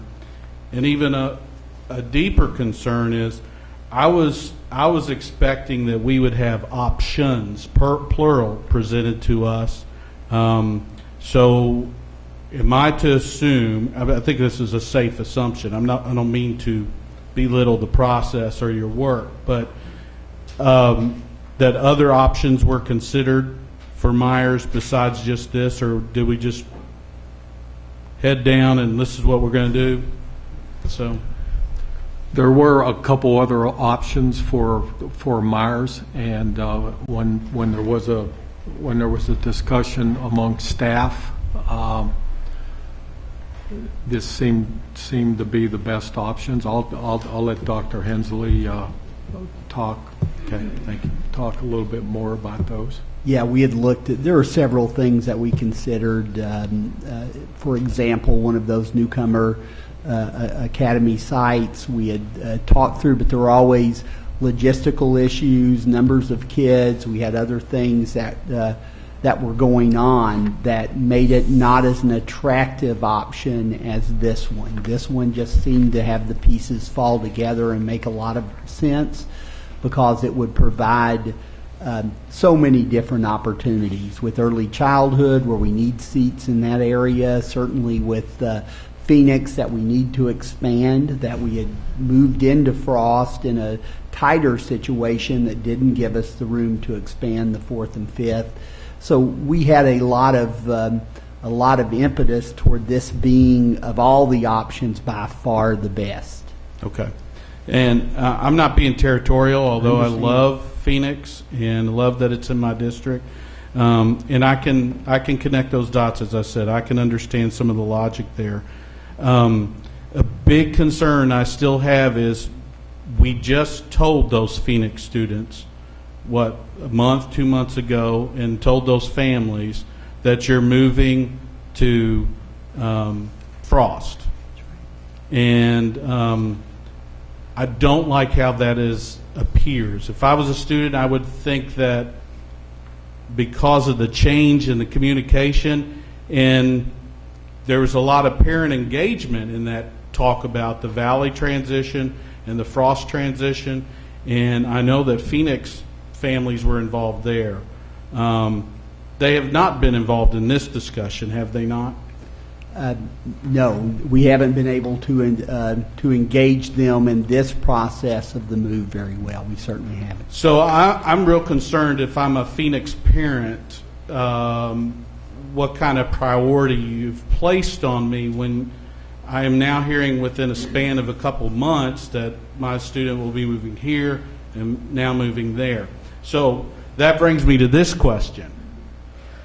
Does this have to be done for the next school year? What is the urgency for that? Other than we're going to move them again, I guess, if this goes through for the next school year. That was the first concern, that we would move them to one location and then move them again. In the bigger picture of students having access to the program that Phoenix offers, to really have an equal and equitable access for kids, this move just made way too much sense in the bigger picture as a district of meeting the needs of more students. And now, not reaching out to the parents or those families of the Phoenix, was that just a decision based on the timeline of doing this? Yeah, mostly it was just the advanced rate that we had to make this decision between the decision of moving the students to Wagner from Myers. Now, we have had plenty of conversation about that. We plan to do community forums. We plan to meet with parents, to make direct phone calls to parents. We plan to do everything we possibly can to meet the needs of that approximately 200 families or kids that are involved in Phoenix. I suspect you will hear from Phoenix families because of the change. No, we And- do know, sir, that we did give, the teachers and the principal of Phoenix had an opportunity and asked if they would be able to speak with families individually about this potential move, and we certainly gave them the green light to do that. We just didn't have the opportunity to really do it in that short time frame. So you did talk to the staff? Yes, Phoenix and everything like I met with the, we had long meetings with the ECE units and the families there.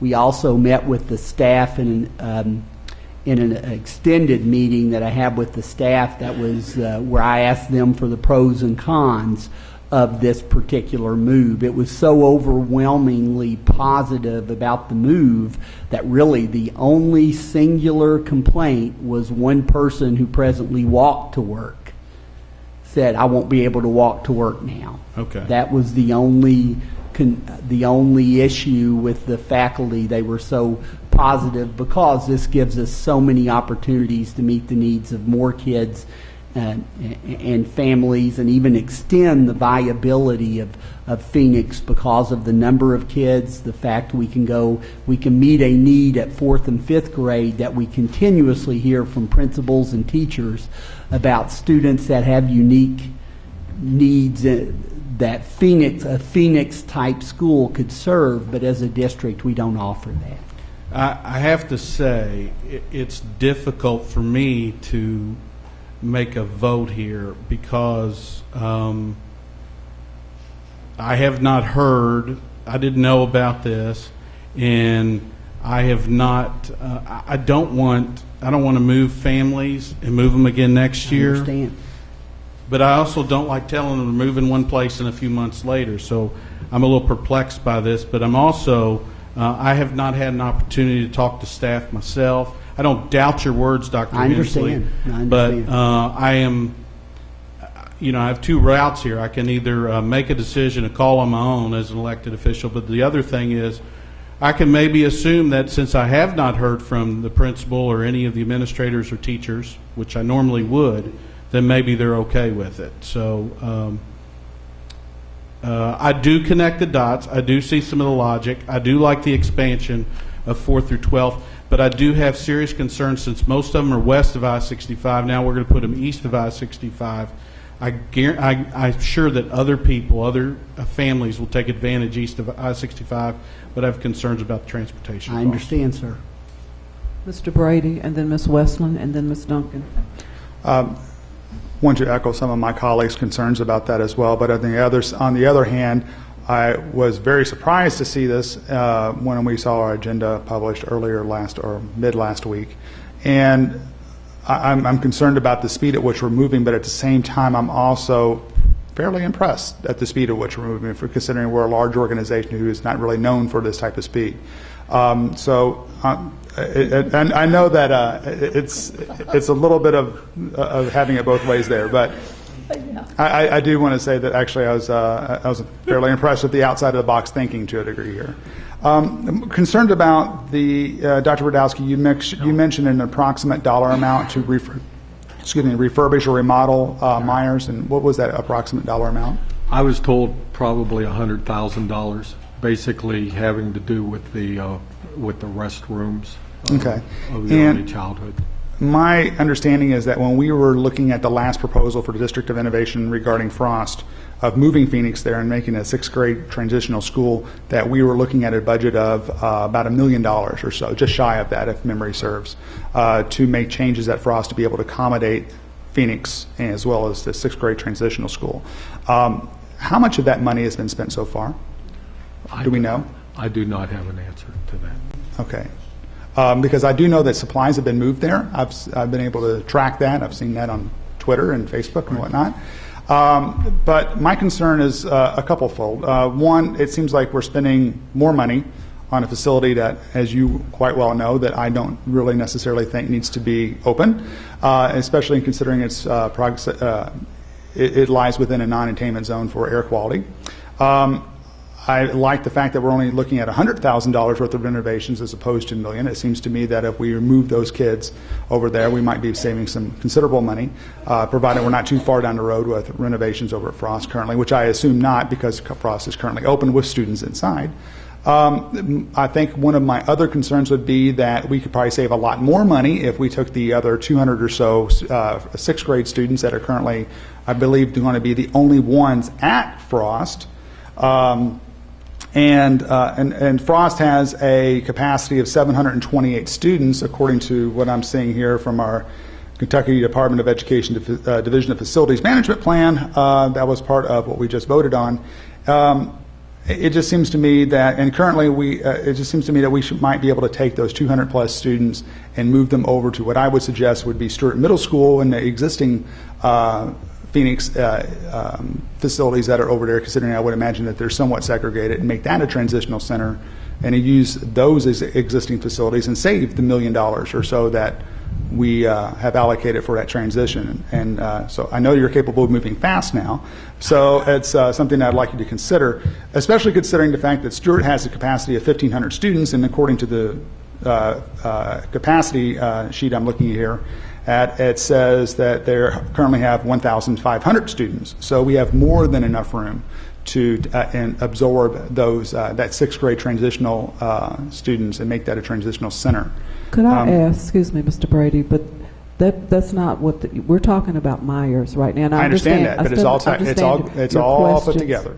But you're asking about moving students from one building, Frost, to another building, which is not the agenda item. But I would like to ask if Dr. Hargens and staff would bring that back to the board for conversation. But that's not what we're supposed to be talking. Right now, we're supposed to be talking about Myers Middle School. And I am talking about that. These are linked. So, and I'm connecting the dots as well. So it's something, as in conclusion, it's something that I would like to have you all consider, because I really appreciate the outside of the box thinking here. I'd just like you to push it a little bit further outside of the box. Okay. Now I'm done. Ms. Westland? Talk real fast. I'm glad you're finding places for early childhood and keeping the ECE there. I'll defer to anybody else in their district or whatever on any recommendation, and certainly to you and what works. But I have one question. Jefferson County High School.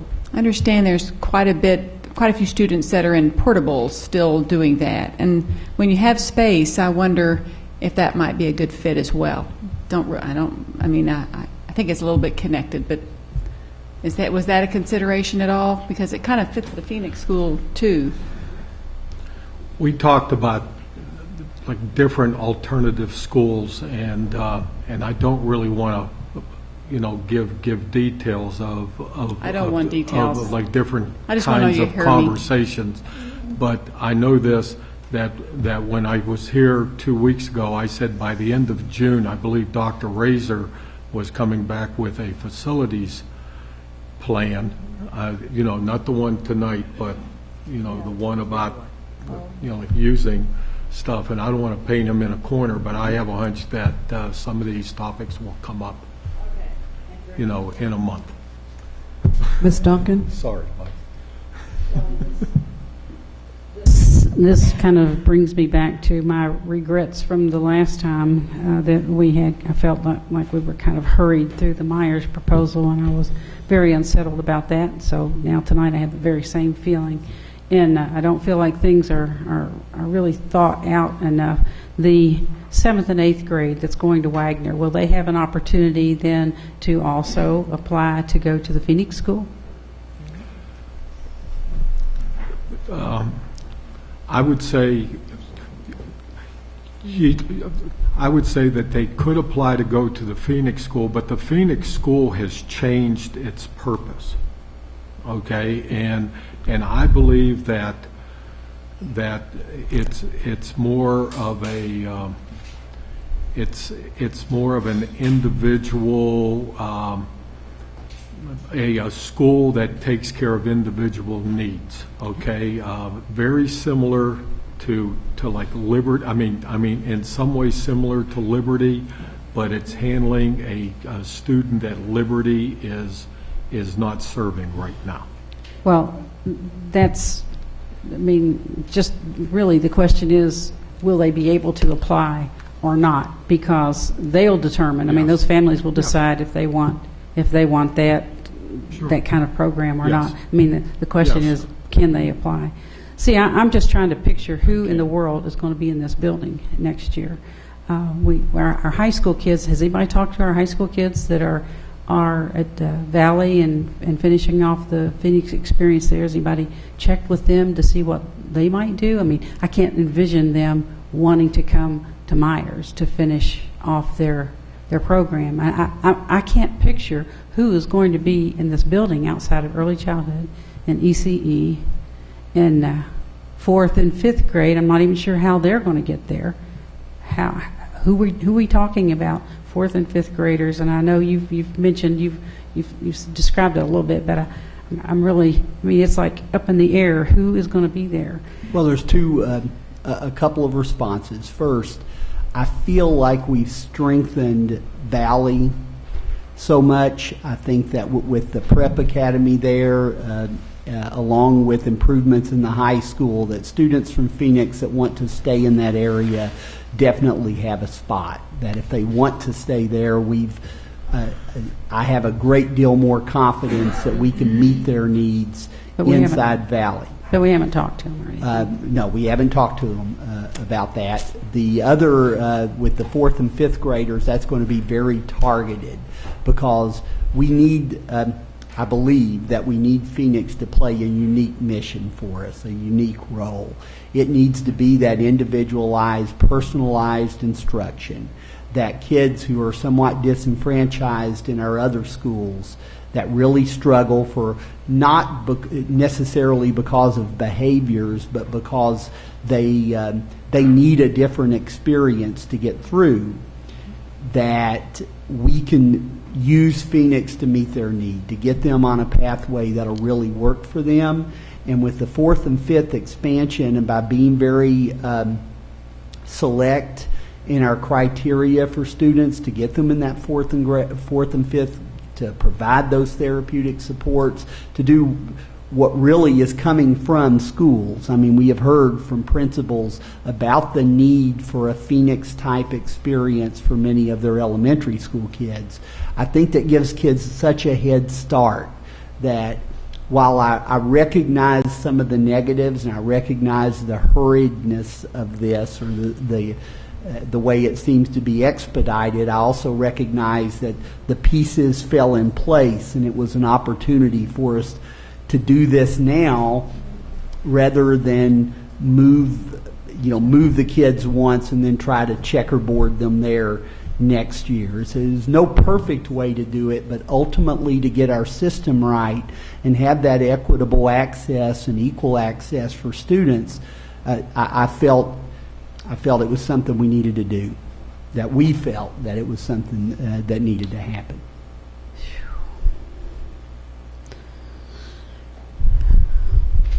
Mr. Jones. Thanks. I appreciate the work you guys have put into this. I take the points of my colleagues about the likely challenges of change, but I support this plan because I regard it as within your competence and not mine. There definitely is going to be some difficulty, but I don't think I will make it any better by trying to fine-tune what you've come to us with. So thanks for the work, and let's execute it well. I'd like to point out that the Phoenix school it has moved several times over the course of it. It was called. It's moved a lot. It was called something else, like before it was called Phoenix. I forget. And so it seems to be a school that has like resiliency in terms of people do find it and they do subscribe to it. And it all pretty much stayed in the same area, though. This is well, I think at one time it started at Western Middle School, and then it went. Was it? It was at Fairdale. Several places. Yeah. So it was at Fairdale. Yeah.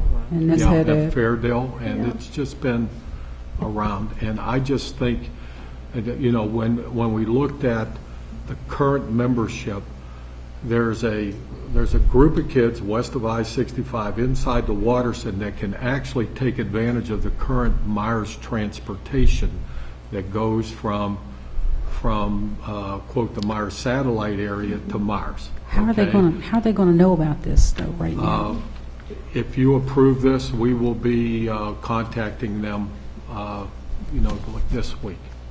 That's, you know, I'm. Ms. Haddad.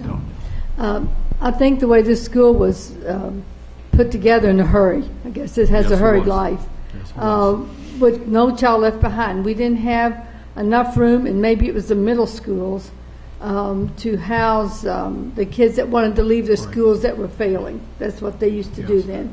They had the option of leaving. And so we had some kids who wanted to leave some of the schools, and so it was born overnight, and it has changed. It wasn't called Phoenix then. I'm trying to remember. One of the faculty members. Virtual school. What it was, yeah. One of the faculty members, or actually several of them, talked about how this was an opportunity for that school to have a real identity, to have kind of a permanence to it. And one of them said, "You think we could get a sign out front? Yeah. It would be nice to be in a place where it wasn't an adversarial relationship in the school, because they had difficulty at Valley and conflict and somewhat lesser sense at Stewart. This really gives them a home, in effect, that where the principal would actually be the site administrator for the entire building, wouldn't be like he was previously, moving from place to place. Not that we're doing it for his convenience at all, but it gives us an opportunity to to reframe that school, to give it a different sense. Is there a motion? Mr. Jones, second. Ms. Haddad. All those in favor? Brady, Haddad, Westland, Jones, Porter. All those opposed? Hathaway and Duncan. Thank you very much.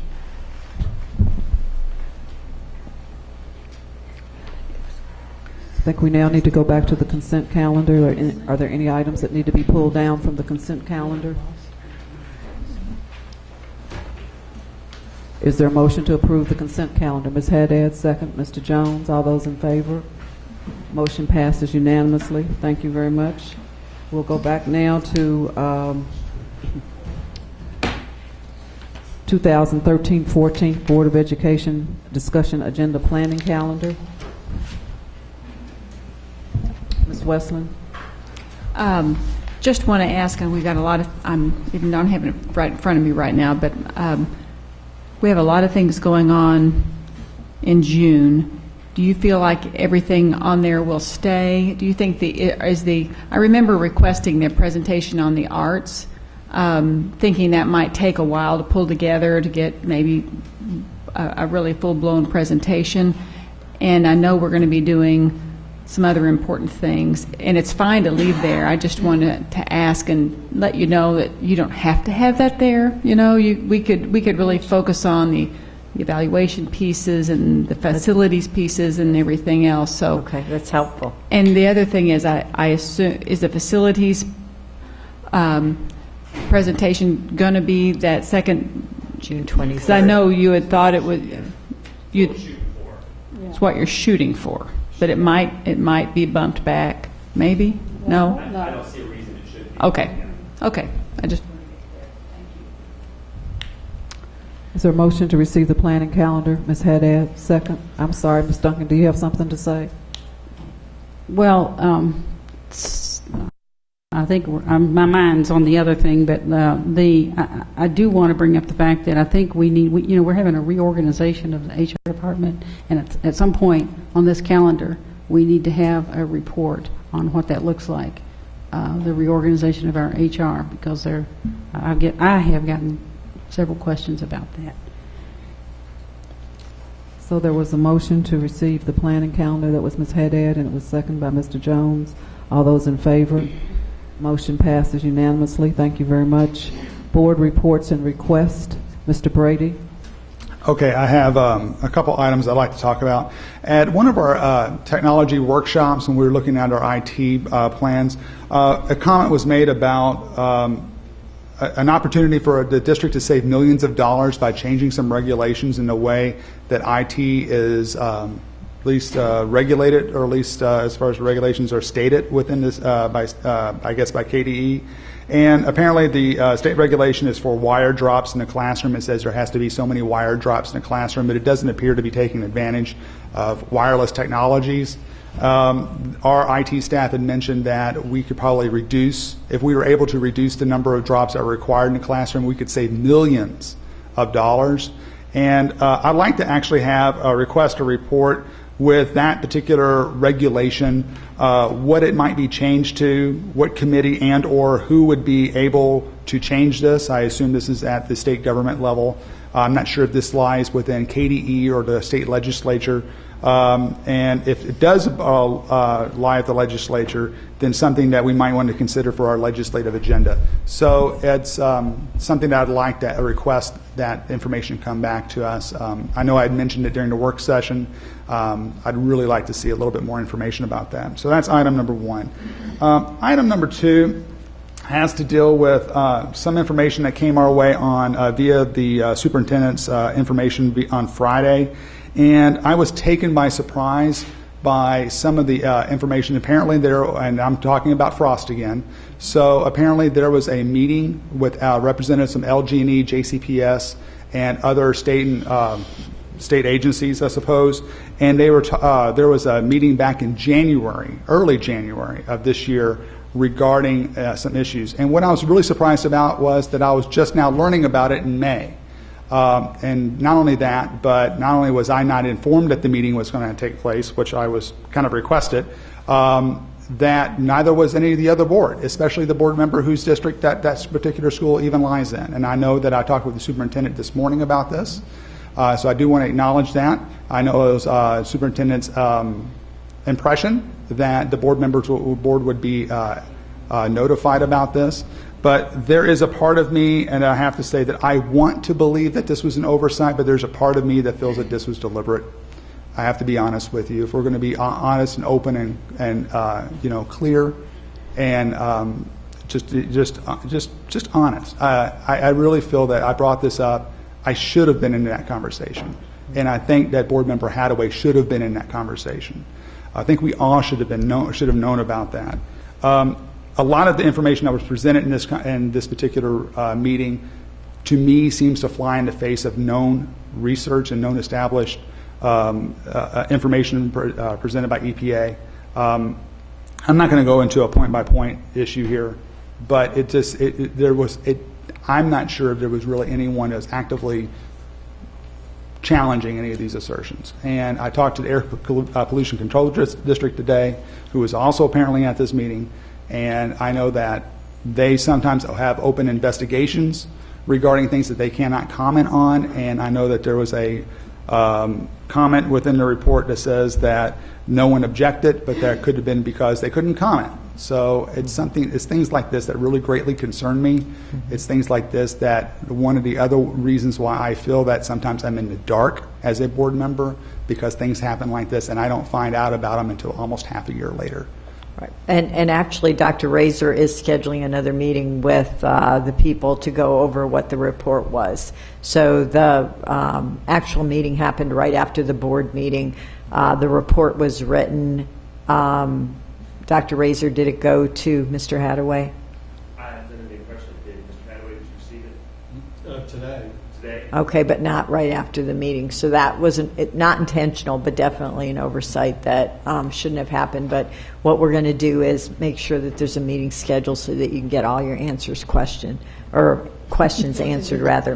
And actually, Mr. Hadaway also has given us his schedule so that he can be there. Thank you. Ms. Duncan and then Mr. Hadaway. Okay, I had a request, and it was related to item O, which we approved, but it's in regard to the claims. This what we did. We approved salaries and claims, payment of salaries and claims for next year tonight, which was a little confusing to me, but I would like to see what claims we have paid in last year and the year before, maybe the year before that, so I can get an idea of what we're paying out in terms of claims against the district, because that was the only thing I understood that to be, claims that from cases against the district. So I am requesting information over the past several years, what we have paid out in terms of claims.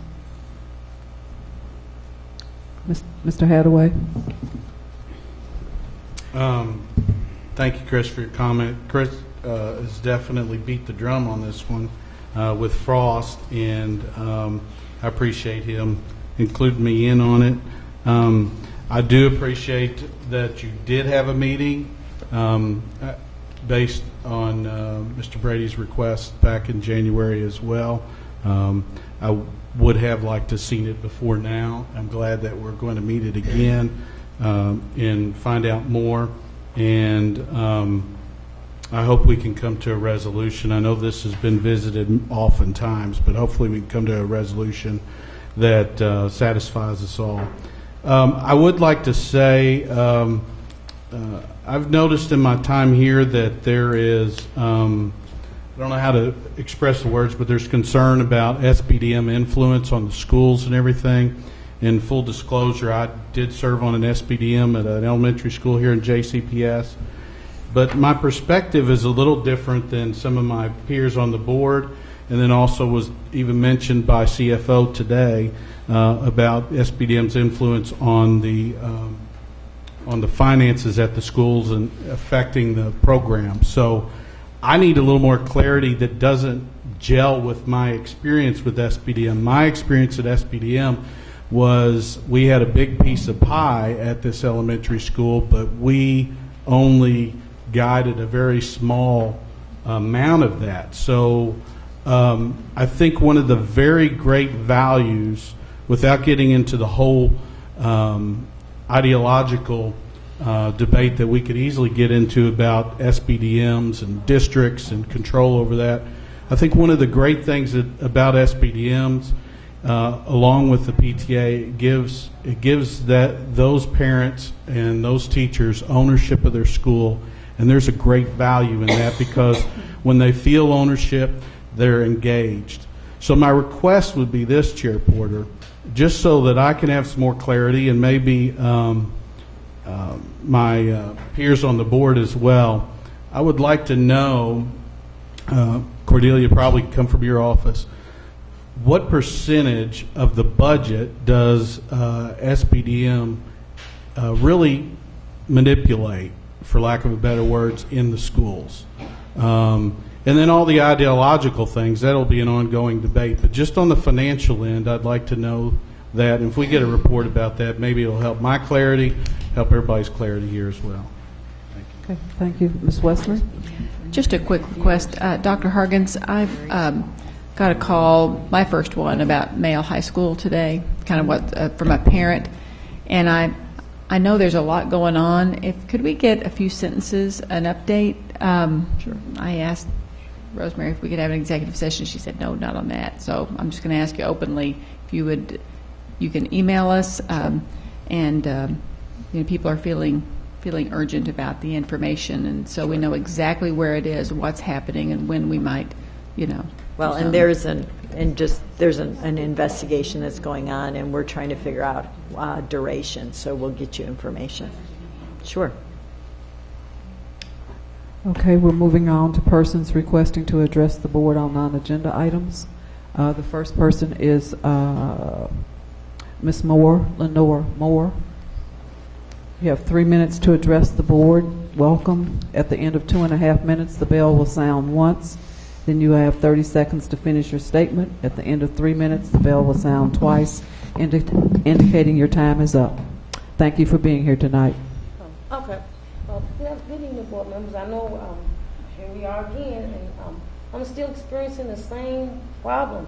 I mean, I know you've hooked me up with the ombudsman and everyone, but there's no one helping. My child is now at Fern Creek, and she is, it's a different school, different teachers in his administration, but the same general attitude. Now, I don't know if maybe they're not getting it, maybe they don't know African Americans very well, and they're stereotyping, or whether they're labeling. I don't know what. There's a teacher, for instance, there's a teacher in my child's school who sits there and tells all the children that the only thing the girls are going to be good for is his maid to clean his house. Now, he should not be in that school. If he feels that way about African Americans, why is he still there?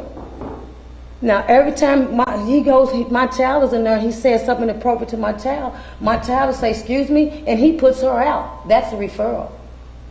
Now, if she's getting referrals because maybe he don't like the African Americans, I don't know what it is. He should not be in that school, or they should not be able to even stay and teach in the school if that's how they feel. Now, the principal is aware of this that's going on over there at Fern Creek, and Dr. Myers has chose to do nothing.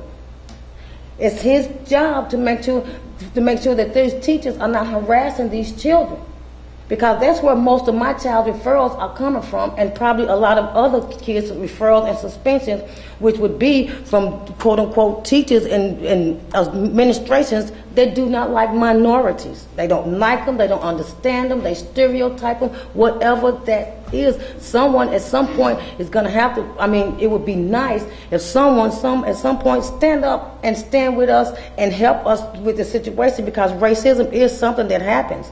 And we can keep on closing our eyes and pretending like it's not happening in Jefferson County Public Schools, but then we are being wrong because it's happened, and that means that everybody is responsible for letting these things continue to happen in Jefferson County Public Schools. Also, this bullying. I've been here before on the bullying.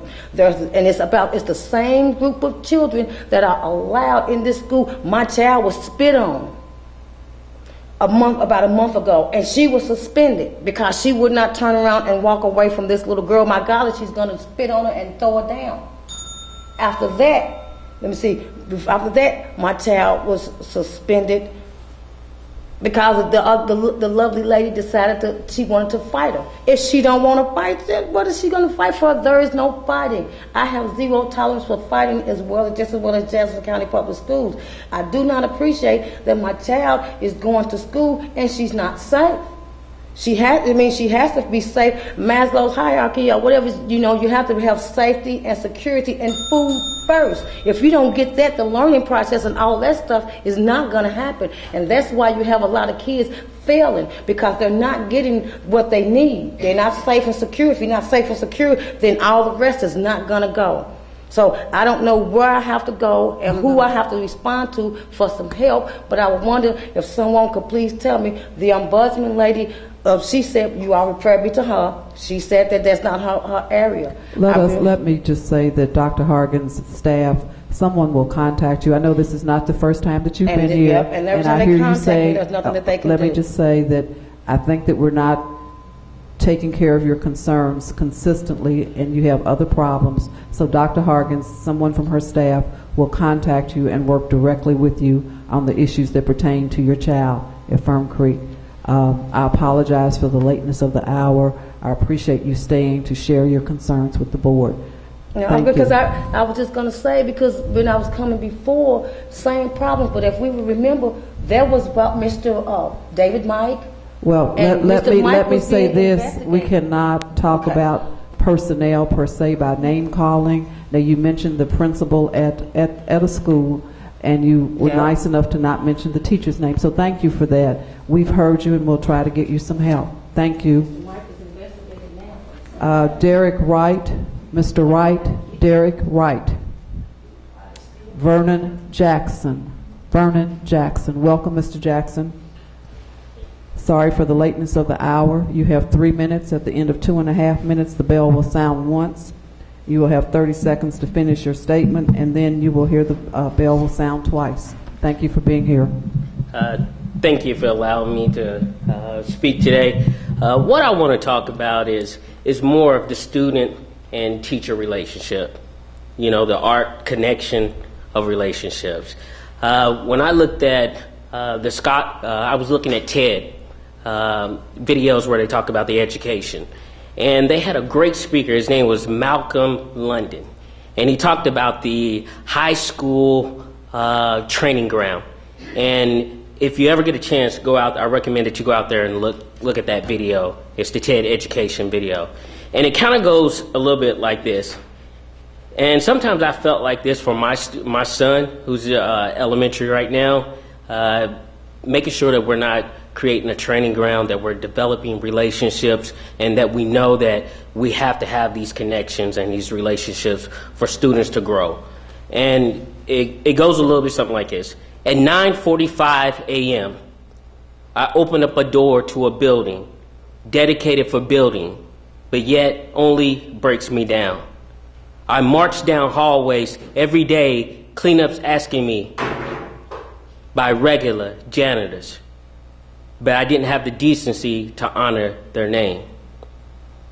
Masculinity mimicked by men who grew up with no fathers, camouflage worn by bullies, but yet need hugs. Teachers pay less than what it costs them to be here. Oceans of adolescents come to get lessons, but never learn how to swim. This is a training ground, a label to distinguish our honors, our regulars from our honors, a reoccurring cycle built to recycle the trash of our system. This is a training ground where labels like regular and honors resonates. My kid is an honors, but go home with regular students are struggling in the games and territories that own them. I hear that our educational system is failing, but I believe that it's succeeding at what it's built to do, to train you, to keep you on track, to track down a dream that's failed a lot of students. And the only reason why I say it today, and you can go back and you'll hear it a lot better than what I presented, but we need more champions in our school. We need more champions for our kids. And we know that the way when we think about a champion is a parent, resources that never give up on our students. That's always going to be there. And I wanted to say that today is because I think as I listen to the budget and the different things and the different programs that we have and that's coming down the pipeline, make sure that we really follow through on those mental health programs. Make sure that we really follow through on the behavior that our kids may have. Because I know I got a kid that he's great academically, but may have some behavioral. And so I can understand the concerns that some parents may have. And I just want you to know that shortly, let's have more diversity in our school.